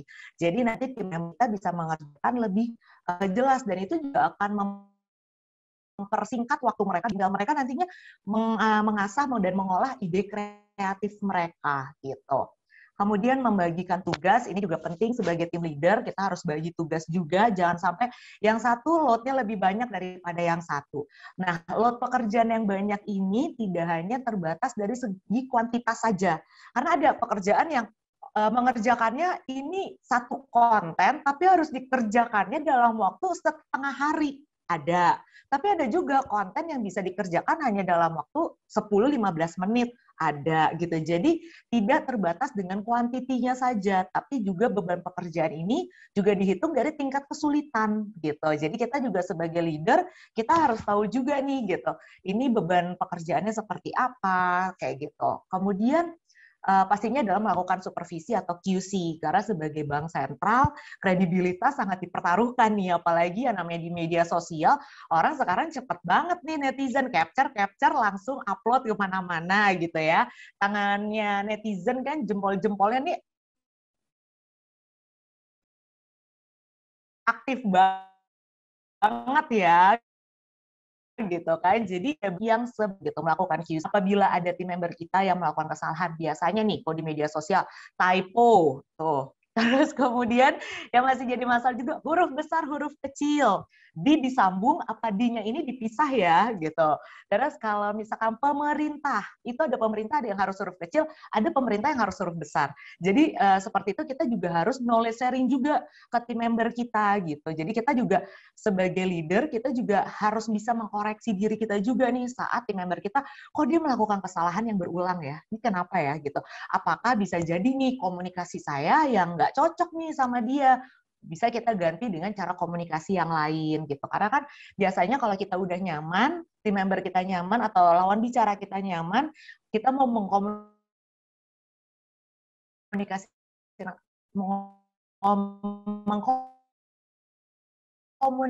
apapun, ini di digital kita nggak bisa cuma based on feeling, tapi kita harus based on data. Kita harus lihat nih datanya, engagement untuk konten ini bagus atau enggak. Oke, ternyata bagus. Kita coba lagi, kita coba riset lagi, kita evaluasi lagi, ini bagusnya karena apa? Karena memang momennya, karena memang visualnya lagi disuka seperti ini, atau dari kata-katanya ya gitu. Jadi kita juga harus melakukan evaluasi dan jangan lupa melakukan edit test juga.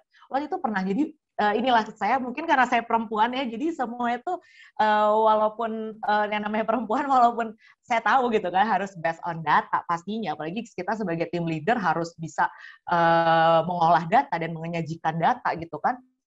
Tapi kan yang namanya perempuan ya, tetap ya feeling itu kan nggak bisa dibohongin ya. Jadi waktu saat melakukan brainstorming gitu, tim member saya ide nih, wah ulang tahun Bank Indonesia, pengen bikin konten tentang sejarahnya Bank Indonesia dari The Java Bank sampai Bank Indonesia itu ulang tahun gitu, dari H-3 The Java Bank dulu gitu, terus H-2, H-1, terus hari H-nya baru Bank Indonesia ulang tahun.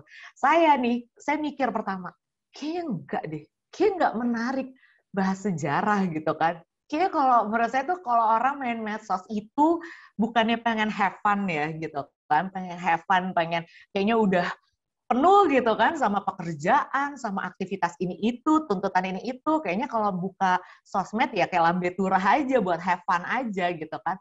Tapi ternyata karena tim member saya itu bisa meyakinkan saat itu, akhirnya saya bilang ya udah coba dulu deh gitu ya.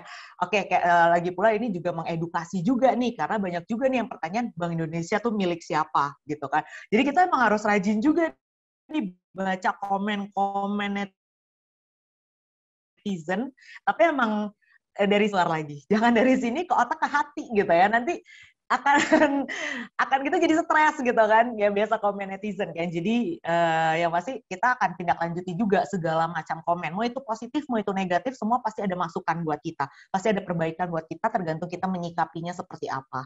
Kemudian saya coba akhirnya, ya udah gitu. Oke, ini juga bisa mengedukasi masyarakat. Dan ternyata engagementnya tinggi banget waktu itu. Dan saya tuh kayak, Oke, gitu kan. Nah, itu dia sebagai leader, saya tuh selalu bilang ke tim member saya, seorang tim leader itu memang harus bisa menjadi panutan. Tapi yang namanya tim leader itu itu dia tetap aja fitrahnya adalah sebagai manusia gitu. That's why kita tetap butuh masukan dari tim member kita untuk mengkritik yang membangun, bukan mengkritik yang menjatuhkan gitu. Karena saya sebagai tim leader, saya tetap harus belajar untuk menjadi seorang leader yang baik itu seperti apa gitu. Dan saya bisa mendapatkan itu nggak cuma dari atasan, tapi dari teman-teman yang ada di bawah saya. Itu adalah masukannya sangat luar biasa karena mereka bekerja sama saya setiap hari, mereka tahu saya tanpa fake apapun gitu ya. Kita kalau sama atasan kan, iya selamat pagi Pak. Kalau sama tim member kan kita lebih santai ya. Jadi mereka lebih tahu nih saya seperti apa. Jadi saya tetap butuh masukan dari mereka. Jadi walaupun semakin di atas posisi seseorang, bukan berarti seseorang itu akan selalu benar gitu. Tetap membutuhkan masukan dari teman-teman di sekelilingnya. Seperti itu. Nah setelah itu baru kita akhirnya melakukan, kita coba lagi nih. Ini apa ya bikin engagement dia tinggi ya gitu. Sejarah loh gitu. Terus akhirnya kita coba lagi. Nah, that's why kita mencoba yang namanya A/B test. Kita coba lagi. Waktu itu kita coba tentang sejarah rupiah. Dari mulai zaman Belanda, Jepang, Ori, Orida, dan akhirnya rupiah.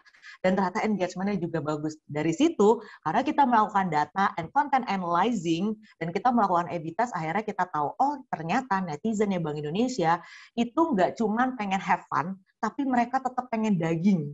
Gitu. Mereka tuh kalau misalnya lihat konten kita tuh, setelah lihat konten kita pengen tetap ada insight yang benar-benar something new gitu buat mereka. Jadi tetap harus dagingnya, porsinya itu harus lebih banyak daripada gimmicknya gitu. Gimmicknya 20%, dagingnya itu 80%. Kemudian, nah kompetensi ini juga hal yang ada di dalam ICCA. Jadi ini adalah kompetensi yang saya miliki, leadership, karena saya juga di sini sebagai tim leader, kemudian analysis, tadi sebagai tim leader digital, kita nggak bisa cuma based on feeling gitu kan, tapi juga harus based on data, kemudian communication, interpersonal skill, public speaking, dan communication. Nah, di sini emang komunikasi ini penting, karena kan saya juga harus melakukan pitching gitu kepada pimpinan yang ada di Bank Indonesia gitu, pitching konten, pitching program baru gitu. Jadi saya harus bisa berusaha meyakinkan para pimpinan-pimpinan yang ada di Bank Indonesia gitu ya. Pastinya juga dengan data yang pastinya kita sertakan juga saat kita melakukan presentasi. Dan kemudian juga berkomunikasi ini juga penting juga nih kepada tim member kita gitu. Jadi kita itu memang satu tim gitu. Jadi kalau satu itu hebat semua gitu. Karena kita ini semuanya ini adalah satu tim. Kalau ada salah satu tim member kita yang kayaknya ini agak kurang nih gitu ya. Kayaknya kompetensinya harus ditambahkan. Nah, that's why kita harus bisa berkomunikasi dengan baik kepada tim member kita. Bisa jadi hari itu mungkin mereka lagi ada masalah atau lagi ada kedukaan gitu, atau ada hal-hal yang mempengaruhi mereka gitu. Bisa juga kesehatan gitu kan. Jadi makanya kita harus berkomunikasi. Dengan kita berkomunikasi lebih dekat dengan tim member kita nanti akan mudah juga untuk mengatur strategi bagaimana kita membagi tugas kepada tim member kita. Seperti itu. Kemudian kreativitas yang saya lakukan, nah ini juga ada di ICCA juga, adalah soal kreativitas. Apa sih yang sebenarnya kita lakukan dalam sebuah pekerjaan gitu ya. Kalau saya adalah yang pertama adalah see and hear, kedua think and feel, yang ketiga adalah say and share. Jadi see and hear ini adalah melihat dan juga mendengar. Ya, ini seperti media monitoring yang tadi sempat saya singgung nih di slide sebelumnya. Kemudian think and feel adalah kita harus tahu nih konsepnya mau apa dan packaging-nya mau seperti apa. Kemudian say and share itu adalah channel distribution, karena setiap platform itu punya karakteristik yang berbeda. Kita juga harus berkomunikasinya dengan berbeda. Tapi yang banyak orang juga akhirnya bertanya gitu, kalau komunikasinya setiap platform berbeda, nanti jadi Bank Indonesianya hilang dong, karena beda-beda gitu. Nah, kalau saya sih menjawabnya selalu seperti ini. Saat kita berkomunikasi dengan orang yang lebih tua daripada kita pasti cara berkomunikasinya beda. Kalau yang di lebih bawah kita, anak kecil, anak SD, pasti kita komunikasinya beda. Tapi kitanya itu tidak berbeda gitu. That's Chef Juna. Chef Juna mungkin mau masak ayam, telur, ikan gitu ya, gunanya taste chef gunanya itu nggak akan hilang. Dan itu yang kita selalu pegang gitu. Taste-nya Bank Indonesia-nya itu nggak boleh hilang, personanya nggak boleh hilang walaupun di banyak platform dengan packaging yang berbeda. Kemudian ini see and hear, ini insight, ini adalah kayak feedback, kita kayak media monitoring tadi. Kemudian kita juga melakukan riset juga, ini juga penting untuk melakukan riset, kita membagikan kuesioner, kita pengen tahu nih dari masyarakat, sebenarnya nih Bank Indonesia bikin konten, orang-orang ngerti nggak sih gitu, jangan sampai kita bikin doang, tapi orang nggak ngerti. Ya namanya komunikasinya gagal kan kalau kayak gitu. Jadi kita juga, kita pengen tahu nih dari segi teksnya seperti apa, visualnya seperti apa, kemudian pemahaman publiknya itu seperti apa. Nah, ini adalah tadi netizen di Bank Indonesia. Kemudian di sini ada think and feel, tadi kreativitas yang kedua adalah kita harus berpikir nih gitu. Konsepnya mau seperti apa dan kita harus dekat dengan masyarakat pastinya gitu. Karena kalau misalnya yang namanya komunikasi apalagi media sosial itu kan borderless gitu, borderless. Kemudian juga komunikasinya dua arah, itu membedakan dengan komunikasi di media konvensional seperti itu. Jadi itulah yang memang harus kita kuatkan. Kemudian di sini think and feel ini kita membuat ada tanya bicara 131. Jadi ini kolaborasi dengan teman-teman kontak center. Biasanya setiap minggu nih udah ditagih nih sama konten kreator. Apa nih case yang paling tinggi? Karena case yang paling tinggi nanti kita akan buatkan konten dan kita akan bagikan secara masif di media sosial. Kemudian setelah itu kita juga ada BI Menjawab. BI Menjawab ini adalah yang tadi saya bilang, namanya media sosial itu borderless. Dan namanya media sosial itu komunikasi dua arah. Oke, kita bikin konsep yang demikian. Sekarang, apalagi di masa pandemi, banyak banget orang tuh berkomunikasi itu lewat grup gitu, lewat chat gitu kan, lewat chat itu banyak banget yang berkomunikasi lewat chat.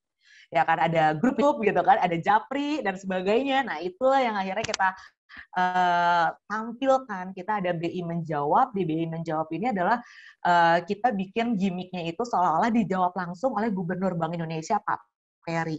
Tapi kita juga jangan lupa nih personanya Pak Peri. Pak Peri itu adalah orang yang pintar, orang yang berwibawa, tapi dia nggak kaku gitu. Dia bisa ngelempar jokes juga kok. Dia bisa bercanda. Tapi bercandanya dia tidak bikin kita ini atau Pak Peri ini jadi terkesan tidak berwibawa gitu, wibawanya hilang, enggak gitu, wibawanya tetap ada, dia tetap pintar, tapi dia gak suka ngelempar jokes juga gitu. Dan itulah yang kita tampilkan di BI Menjawab ini gitu. Jadi saya kalau bikin konten ini benar-benar harus kayak, oke, saya Pak Peri, saya Pak Peri, saya Pak Peri. Agak sulit memang ya, karena kan kecerdasan Pak Peri ini kan emang luar biasa. Seolah-olah saya menjawab chat tersebut. Ini kita juga ada campaign, ada Kris, kemudian kita juga ada video, kita ada serba-serbi. Serba-serbi ini adalah sidebar. Ini adalah yang tentang rupiah, perjalanan rupiah. Kemudian di serba-serbi ini adalah sidebar. Jadi setiap kita ada acara, kita ada campaign, ada event apapun, untuk serba-serbi ini tayangnya atau diuploadnya 1 minggu sekali. Nah ini kita ngasihnya sidebarnya, sisi lainnya. Hal yang orang, mungkin hal kecil yang orang nggak notice. Gitu. Kalau Bank Indonesia karena cukup banyak yang kepo nih, apalagi kalau kita lagi PC ada pembukaan berapa sih gitu, terus tunjangan kemudian juga jangan lupa dimakan biar yang namanya interaksi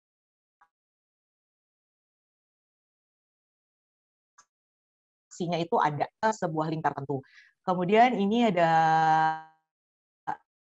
RDG, Rapat Dewan Gubernur, kan namanya juga Rapat Dewan Gubernur gitu kan. Kayak aduh gitu ya, kayak pasti heavy banget nih isinya gitu. Nah, kita selain kita live streaming, setelah itu kita bikin videonya yang lebih pendek atau lebih compact, kita masukin subtitle, jadi untuk ngebantu teman-teman juga nih kalau misalkan, aduh tadi Pak Peri ngomong apa nih gitu ya.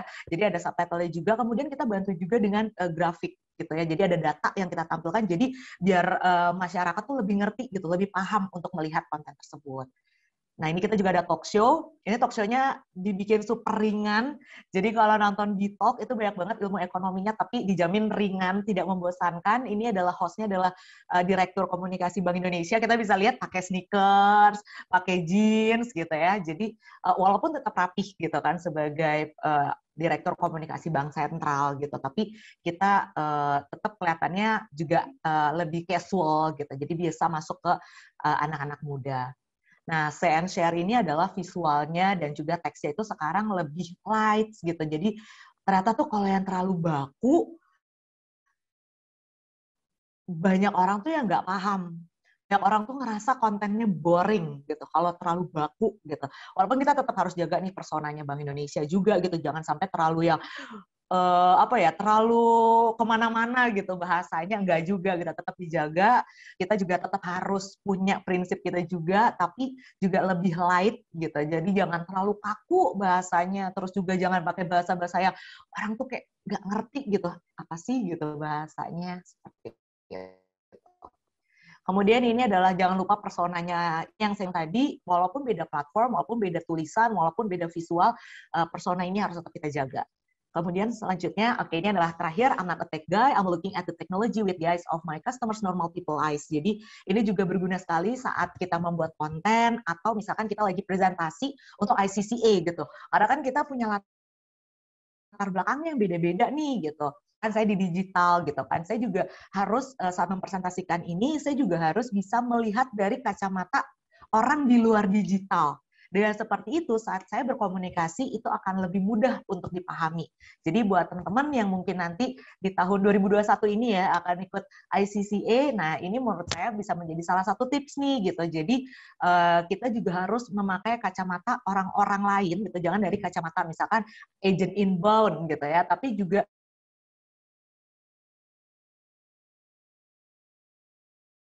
lihat kacamata yang lain agar kita bisa berkomunikasi yang mudah intinya. Sekian dari saya, terima kasih. Semoga bisa mendapatkan insight-nya. Baik, terima kasih banyak Mbak Rati. Wah, semangat banget nih presentasiinnya. Jadi ikut semangat juga saya nih buat nanya-nanya.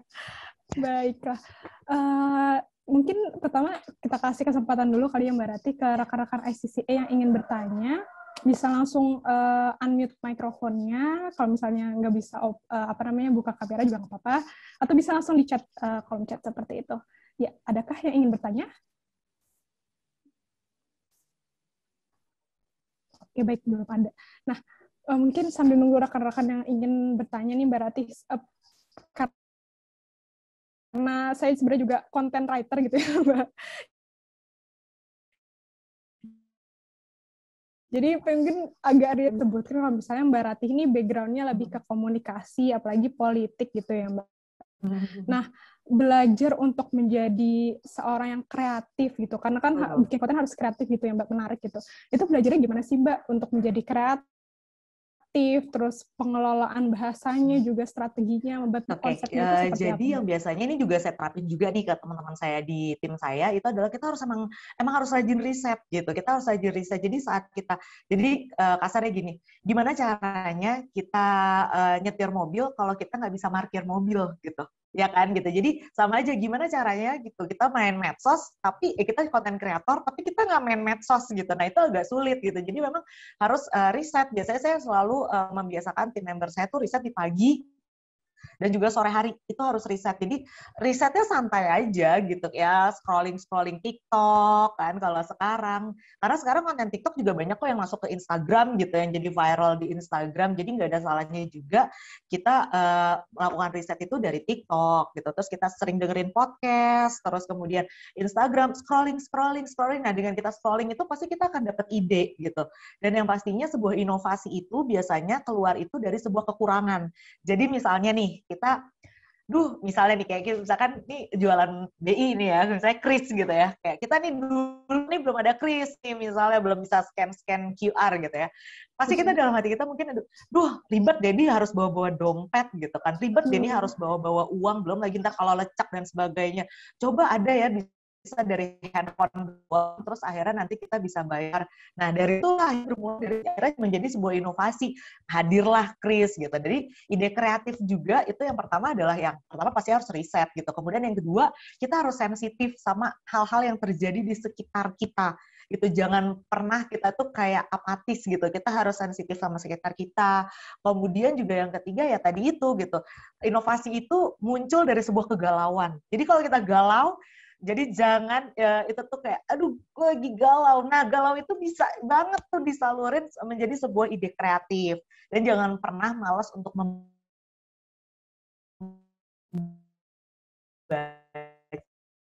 Sebenarnya membaca itu banyak banget inspirasi. Juga buku itu banyak banget manfaatnya kalau kita membaca. Jadi nanti perbendaharaan kata kita saat kita nulis itu juga jadi lebih banyak gitu. Jadi kita juga nggak redundant nanti tulisannya, struktur penulisannya, 5W1H-nya nggak ketinggalan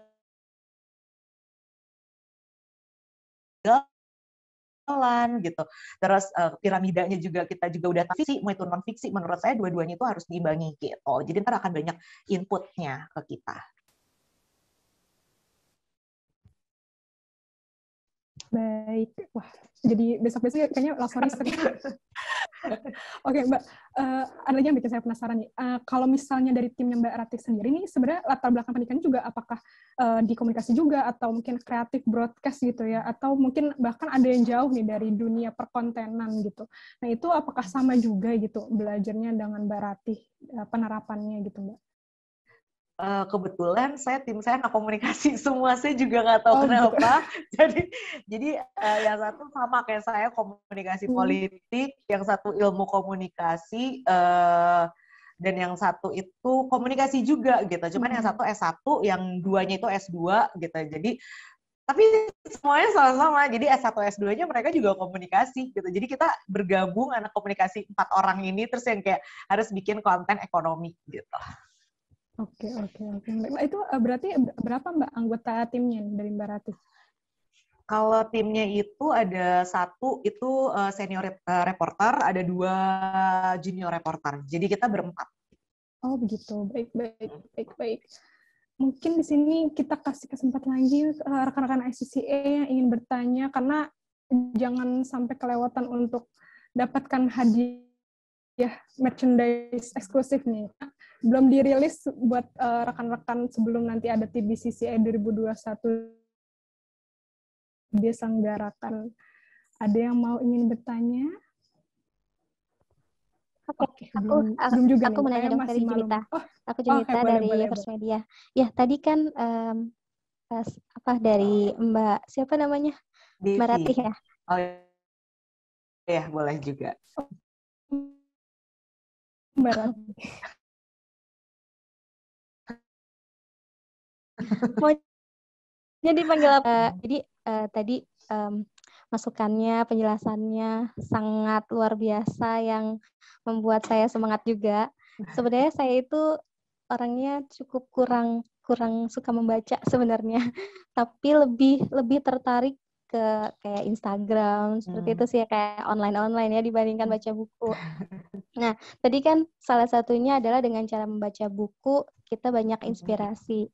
Nah, jadi kiat-kiatnya biar kita suka baca buku, kemudian buku apa sih yang memang menjadi rekomendasi dari Mbak Devi untuk menunjang kita di bagian konten kreator, kemudian di kontak center, inbound, ataupun yang lain-lainnya seperti itu sih Mbak Devi. Mungkin ada rekomendasi buku apa gitu, atau mungkin situs web apa yang memang Mbak Devi suka buka, yang memang ternyata itu isinya adalah suatu inspirasi yang bisa menunjang pekerjaan kita. Oke, tadi aku jawab salah satu dulu ya. Tadi pertama adalah gimana caranya kalau kita nggak suka baca buku gitu. Saya juga sebenarnya kalau suka banget gitu yang sebulan itu 2-3 buku sih nggak juga gitu. Saya kayak standar banget sih 1 bulan 1 buku gitu. Makanya karena saya tahu kekurangan saya gitu, karena saya maksimal tuh kayaknya saya cukup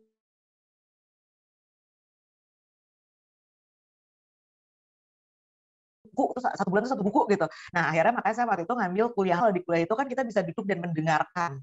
gitu. Kita paksa akhirnya untuk harus membaca gitu. Itu jadi kita harus kenali diri kita juga nih gitu. Kita itu kekurangannya apa dan cara mensiasatinya kayak gimana. Kemudian yang kedua adalah temukan buku yang menarik. Itu ada kok pastinya buku yang menarik gitu. Pertama sih pasti emang baca buku itu kita kayak kalau saya nih, karena kan kalau saya biasa baran juga gitu kan, karena aduh nih buku nggak bisa habis deh gitu. Nah saat kayak gitu ya udah berhenti aja baca bukunya, nggak apa-apa, buku itu nggak harus sampai habis kok. Kalau misalkan kamu udah ngerasa aduh ini buku nggak bisa habis deh, aduh ini boring deh, nah berarti kan kalian udah nggak senang deh kan menjalani hal itu. Jangan pernah memaksakan nggak suka. Kalau itu kalian bisa berhenti dan kalian bisa mencari buku yang lain. Someday itu bisa jadi buku yang tadi kalian tinggalkan itu suatu saat kalian akan tertarik lagi sama buku itu, atau nantinya pada kedepannya oh ternyata buku itu padahal tuh buku udah berapa bulan yang lalu, itu bisa jadi jangan memaksakan kayak oke nih misalkan nih saya memang saya tertariknya waktu dulu kan di politik, makanya saya ngambil jurusannya komunikasi politik gitu. Nah saya nggak pernah memaksakan waktu dulu gitu untuk saya misalkan baca buku tentang fiksi. Kalau saya agak kurang suka sebenarnya fiksi, saya nggak pernah memaksakan diri saya untuk baca fiksi gitu, tapi nggak udah gitu ya. Saya nggak akan pernah memaksakan, karena kalau kita udah nggak enjoy, nggak akan maksimal. Tapi bukunya juga jangan dibuang, ditaruh aja. Tapi itu suatu saat kita akan butuh kok sama buku itu gitu. Jadi kamu temuin aja buku yang kira-kira sukanya tuh apa gitu. Kalau emang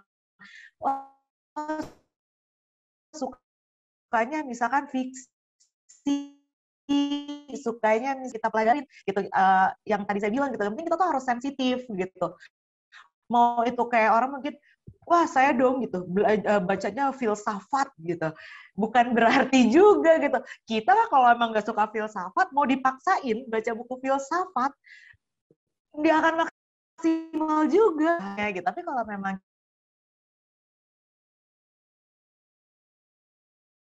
kita suka novel inspirasi, cuman bahkan inspirasi itu bisa kita dapat kan itu bahkan dari anak kecil pun di ruangan ini, di Zoom ini itu semua itu setiap detik itu ada inspirasi asal kita sensitif untuk mendapatkan inspirasi itu. Kemudian kalau buku yang menurut saya rekomendasi buku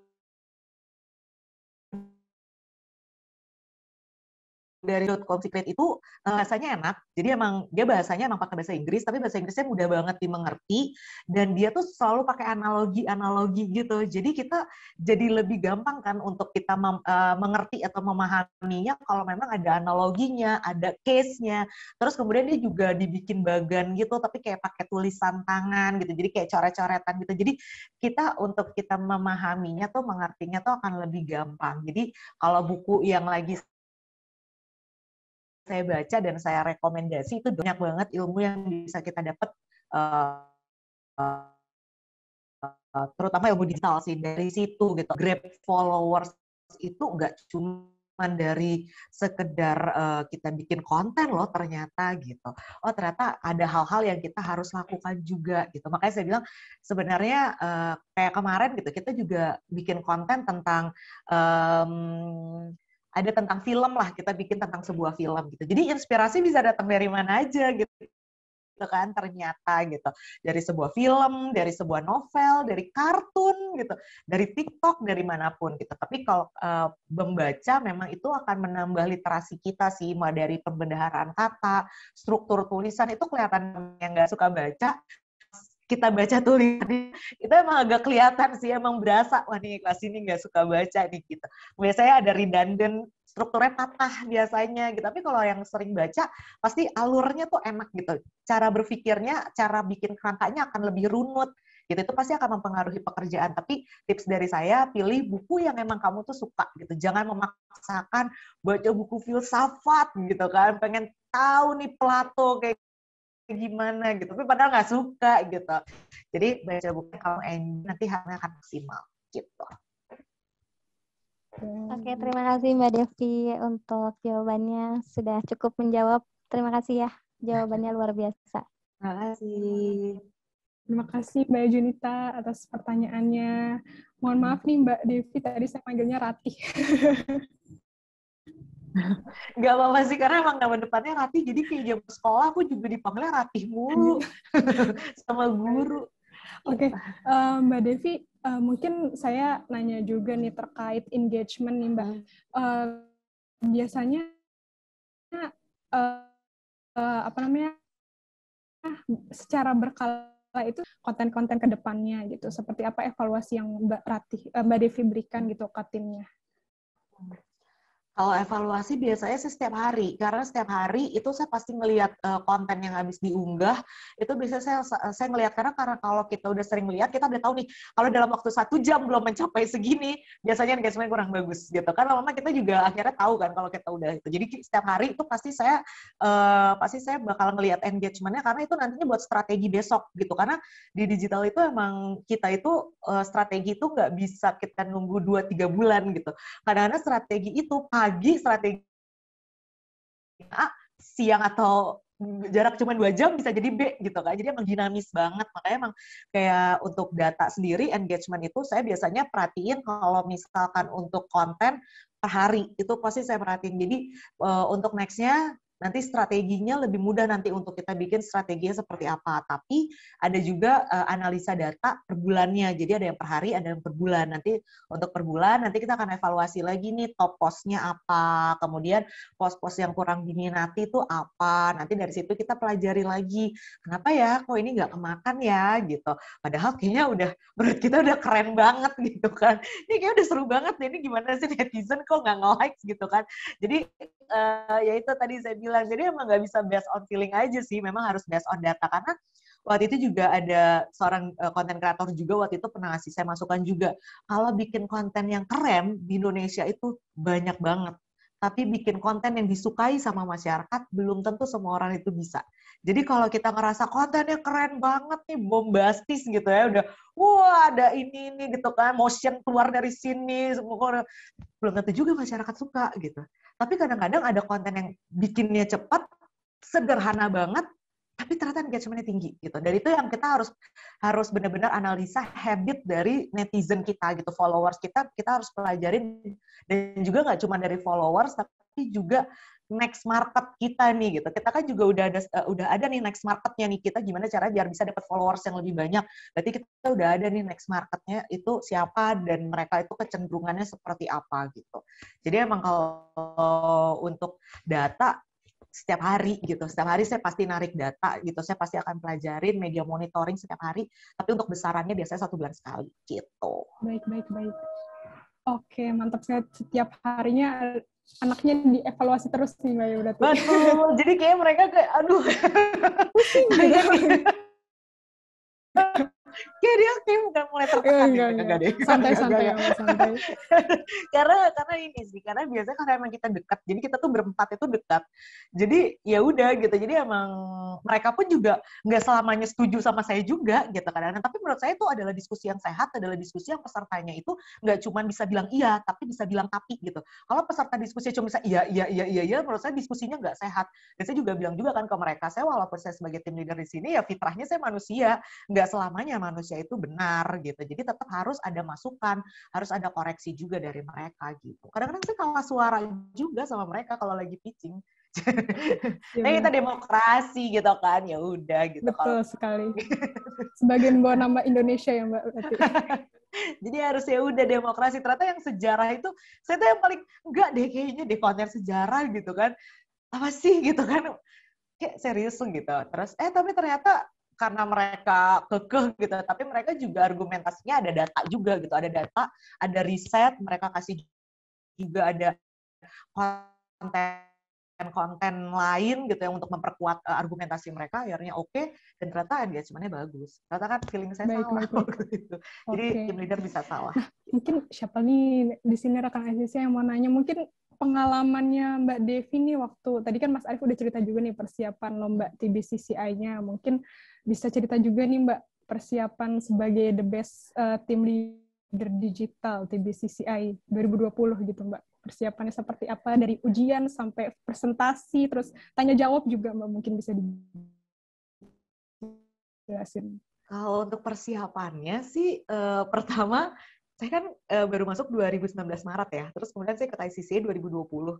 Saya jujur banget nih, ini saya jujur banget. Jadi buat teman-teman yang baru pertama kali ikut ICCA, jangan pesimis, karena saya waktu itu pertama kali saya ikut ICCA, saya tuh nggak banyak kata-kata atau istilah-istilah kontak center yang saya nggak ngerti, dan ujiannya kan itu kan, ya, gitu. Benar. Ujian apa yang kuisnya itu kan, terus saya wow, ini apaan? Abandon call, ini apaan gitu. Jadi karena walaupun saya di Bicara 131 kan, tapi kan job desk saya di content creator gitu kan, di medsos ya gitu, kayak ini apa ya gitu. Jadi akhirnya dari situ kita tuh harus tahu gitu. Kita harus tahu diri kita kan. Kita harus tahu kekurangan kita di mana, jangan pernah malu untuk mengakui kekurangan kita gitu. Dan karena saya emang pengetahuan saya agak kurang gitu kan di bidang, bukan agak kurang, emang kurang gitu di contact center. Ya saya nggak malu sih untuk saya nanya gitu. Saya nanya sama teman-teman di contact center, itu artinya apa sih gitu, ini apa, belajar bareng. Jadi kalau misalkan istirahat jam makan siang gitu, saya todong-todongin, ini apa ya gitu. Terus kan ada latihan soal, terus jangan males buat latihan soal, apalagi buat kita yang baru pertama, atau mungkin kita juga ada soal yang kita nggak ngerti, makanya jangan pernah males untuk latihan soal, karena dengan kita latihan soal itu kayak logika kita nantinya akan lebih dapet gitu. Jadi pas ngerjain soal, walaupun soalnya beda, tapi logic thinking kita tuh udah kebentuk gitu. Jadi kalau kita latihan dan kalau nggak ngerti, tanya, jangan pernah malu tanya, jangan pernah gengsi, saya kan team leader gitu ya. Ya nggak gitu juga gitu kan. Tapi kan semua orang punya expertise-nya masing-masing dong. Gitu. Jadi jangan pernah malu untuk bertanya, latihan soal, jangan males. Terus kemudian kalau untuk presentasinya, memang kan template-nya udah ada ya dari pihak ICCA gitu kan. Jadi kita bikin based on itu, terus kemudian dikreasi-kreasikan gitu kan. Terus saat presentasinya, karena kan udah menjalani latihan ya sebelumnya gitu kan, kita latihan presentasi gitu sampai kayak rahang tuh pegel banget Mbak, kayak wow latihan lagi gitu kan setiap weekend gitu kan, latihan presentasi biasanya by Zoom gitu kan, terus nanti kita dilihat sama pimpinan BI gitu suruh presentasi kayak gitu, tuh mendebarkan juga. Jadi sebelum take video tuh udah deg-degan duluan gitu kan, terus kemudian baru kita take video terus setelah itu baru Q&A. Nah, kalau saya pribadi, saya emang lebih nervousnya tuh di ujian tertulis dan Q&A kalau saya. Karena pas lagi Q&A, kan saya nggak tahu pertanyaannya bakal apa yang bakal keluar gitu kan. Terus namanya juga anak baru juga lagi kan di sini gitu. Jadi saya waktu itu emang lebih deg-degan tuh tentang Q&A sama ujian tertulisnya gitu. Tapi kalau untuk Q&A-nya emang benar-benar kita harus paham tentang bisnis proses di perusahaan kita bekerja. Kalau kita udah paham sama bisnis prosesnya, kita tahu datanya, kemudian bisa menjelaskan itu dengan baik, insya Allah sih nilainya oke gitu. Karena saya juga ditanya tentang kontak center juga waktu itu pertanyaannya gitu kan, kayak Oke, gitu. Oke, pertanyaan tentang kontak center. Tapi kalau akhirnya, karena itu tadi sih kebantu dari ujian tertulis, kita juga udah belajar di situ, kan lama-lama kita juga kenal bisnis proses perusahaan kita jadi jauh lebih baik, gitu. Mungkin banyak hal-hal yang bisnis proses di perusahaan kita tahu gitu. Tapi ternyata ada hal yang kita tetap baru tahu, gitu. Atau hal-hal yang kita baru pahami, oh ternyata kayak gini, gitu. Nah, dengan ikut ICCA ini sih, alhamdulillah jadi lebih ngerti banget tentang bisnis proses di perusahaan saya bekerja. Gitu. Dari BI sendiri juga ada tim kreatifnya juga Mbak, sama kayak PLN atau Icon Plus tadi. Tim kreatifnya sebenarnya kita juga sih.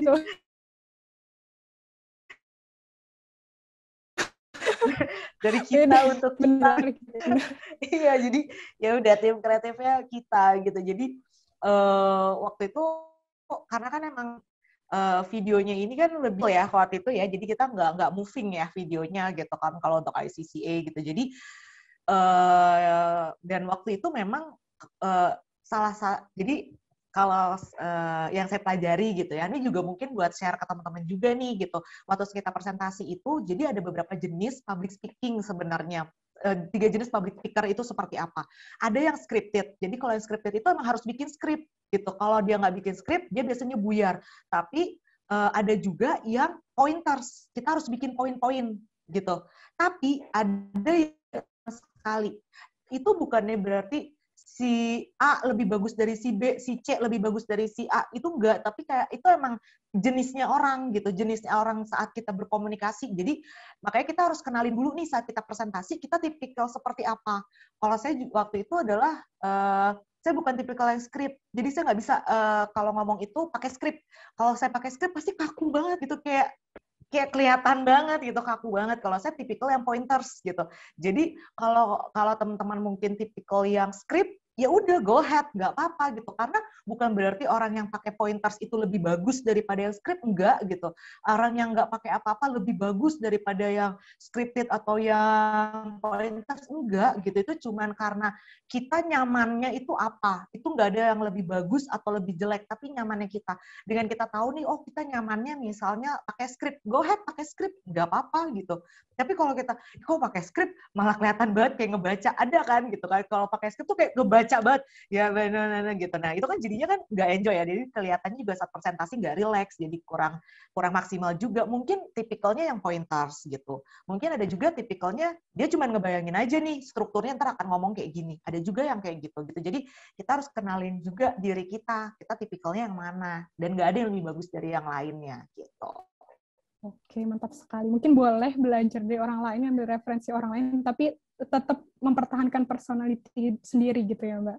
Betul. Jadi ya sebenarnya boleh sih ngeliat kayak TED Talk, kan itu kan udah banyak banget tuh kalau kita bisa akses gitu. Tapi ya gitu, kita harus kenalin juga nih, kita tipikalnya yang script apa bukan gitu. Kalau bukan, jangan dipaksain. Gitu. Benar-benar sekali. Oke, di sini apakah ada yang mau bertanya lagi? Tinggal udah 15.24.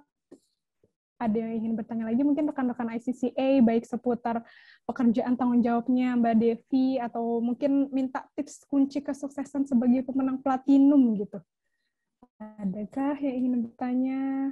Mungkin udah ini kali ya Mbak, udah mau mengakhiri buka puasa gitu, jadi pada lemes nih kayaknya. Iya, udah sore. Iya, udah lemes ya. Baik. Oke deh. Karena belum ada yang mau tanya, jadi saya mau nanya lagi nih Mbak. Jadi kan tadi untuk persona dari sosial media Bicara 131 ini kan, atau Bank Indonesia ini lebih ke apa namanya, kepribadian Pak Peri gitu ya Mbak berarti. Nah, nanti kalau misalnya nih akan ada pergantian gubernur BI gitu Mbak, nanti ada perubahan persona juga atau yang kaku gitu. Itu Oke, kalau untuk persona tadi sendiri, sebenarnya yang Pak Peri itu adalah untuk program BI Menjawab, gitu. Jadi kayak seolah-olah chatting sama Gubernur Bank Indonesia gitu kan. Gitu. Jadi emang personanya harus Bank Indonesia. Tapi kalau persona media sosial Bank Indonesia itu sendiri, usianya itu 30-35 tahun, terus juga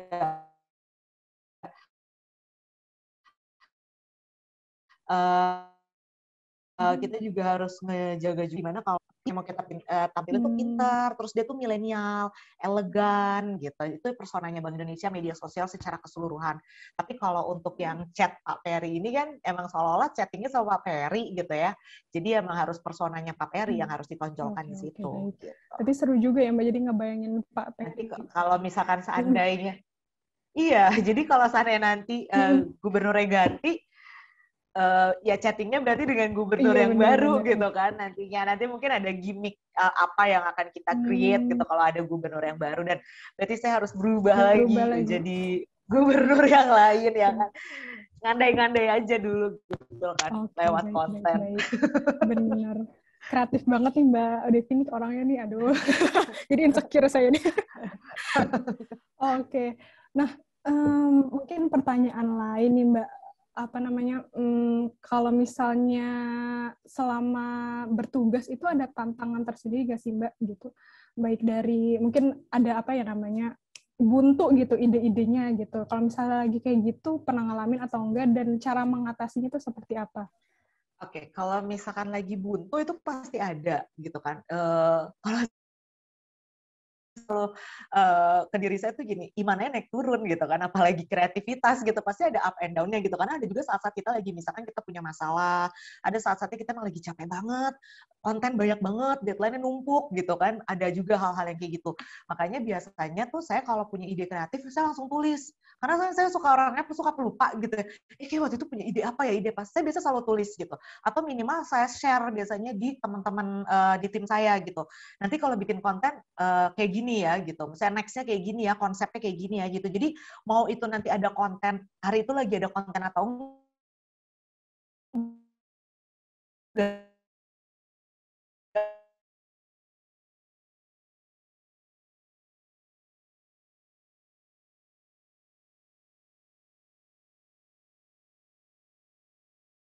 maksudnya kita lagi emang lebih baik itu dicatat gitu, jadi jangan sampai kita tuh lupa gitu kalau kita punya ide yang menurut kita tuh kece banget gitu, tapi kan sayang ya kalau habis itu lupa gitu kan. Biasanya kan kita suka wah keren nih, habis itu apa nih waktu itu ya gitu, kan pernah dia punya ide itu. Biasanya kalau aku catat, jadi di saat lagi banyak ide ya udah catat dan jadi nggak nunda-nunda kayak udahlah ini mah ntar aja gitu, udah ini mah orang ini kok santai, banyak kok nih tabungan konten ya. Kalau misalkan kitanya kayak gitu, nantinya saat banyak deadline, kita kan nggak pernah tahu nih gitu, apalagi kayak di Bank Indonesia banyak ad hoc gitu kan, tiba-tiba ada apa gitu kan, ada ad hoc kayak gitu, nah pasti akan load pekerjaan lebih banyak.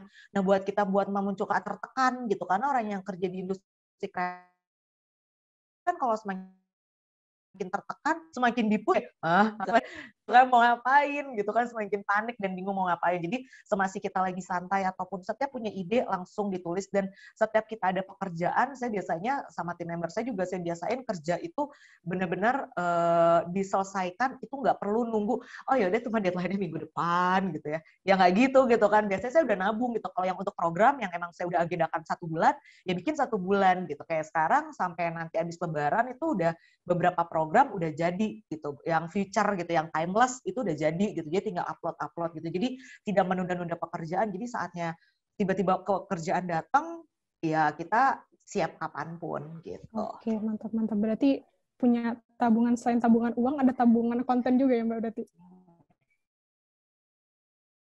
Oke. Belum.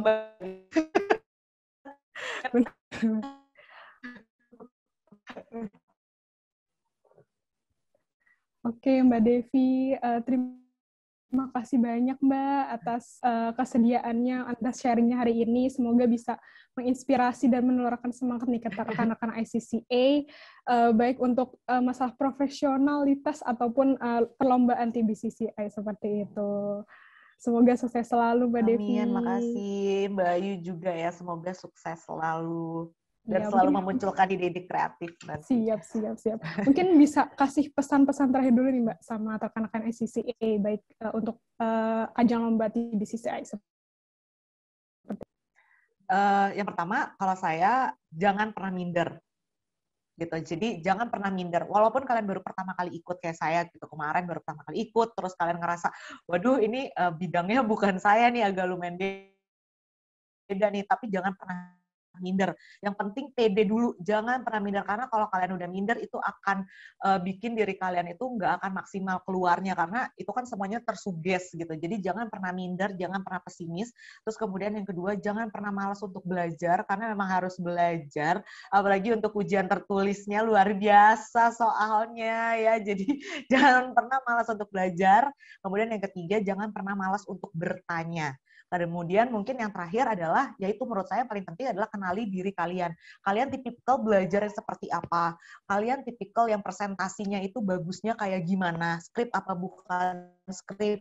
Kalian itu tipikal yang mendengarkan, karena kan cara belajar juga beda-beda. Ada yang mendengarkan, ada yang melihat gitu. Jadi kalian harus kenalin diri kalian. Nah kalau kalian udah kenalin diri kalian, pasti nanti akan belajarnya, atau nanti kalian saat mengikuti ICCA nanti akan lebih efektif dan efisien dari segi waktu, karena kalian udah tahu nih, oh kalau saya ini tipikal belajarnya itu adalah mendengarkan gitu. Ya udah minta tolong teman untuk menjelaskan, atau saat Kak Andi lagi menjelaskan kita benar-benar full concentrate aja gitu. Jadi harus tahu tentang diri kita itu siapa, caranya kita itu bagaimana, nanti akan lebih efektif dan efisien nanti saat menjalani lomba. Oke, Gitu. terima kasih, super sekali kalau kata Pak motivator.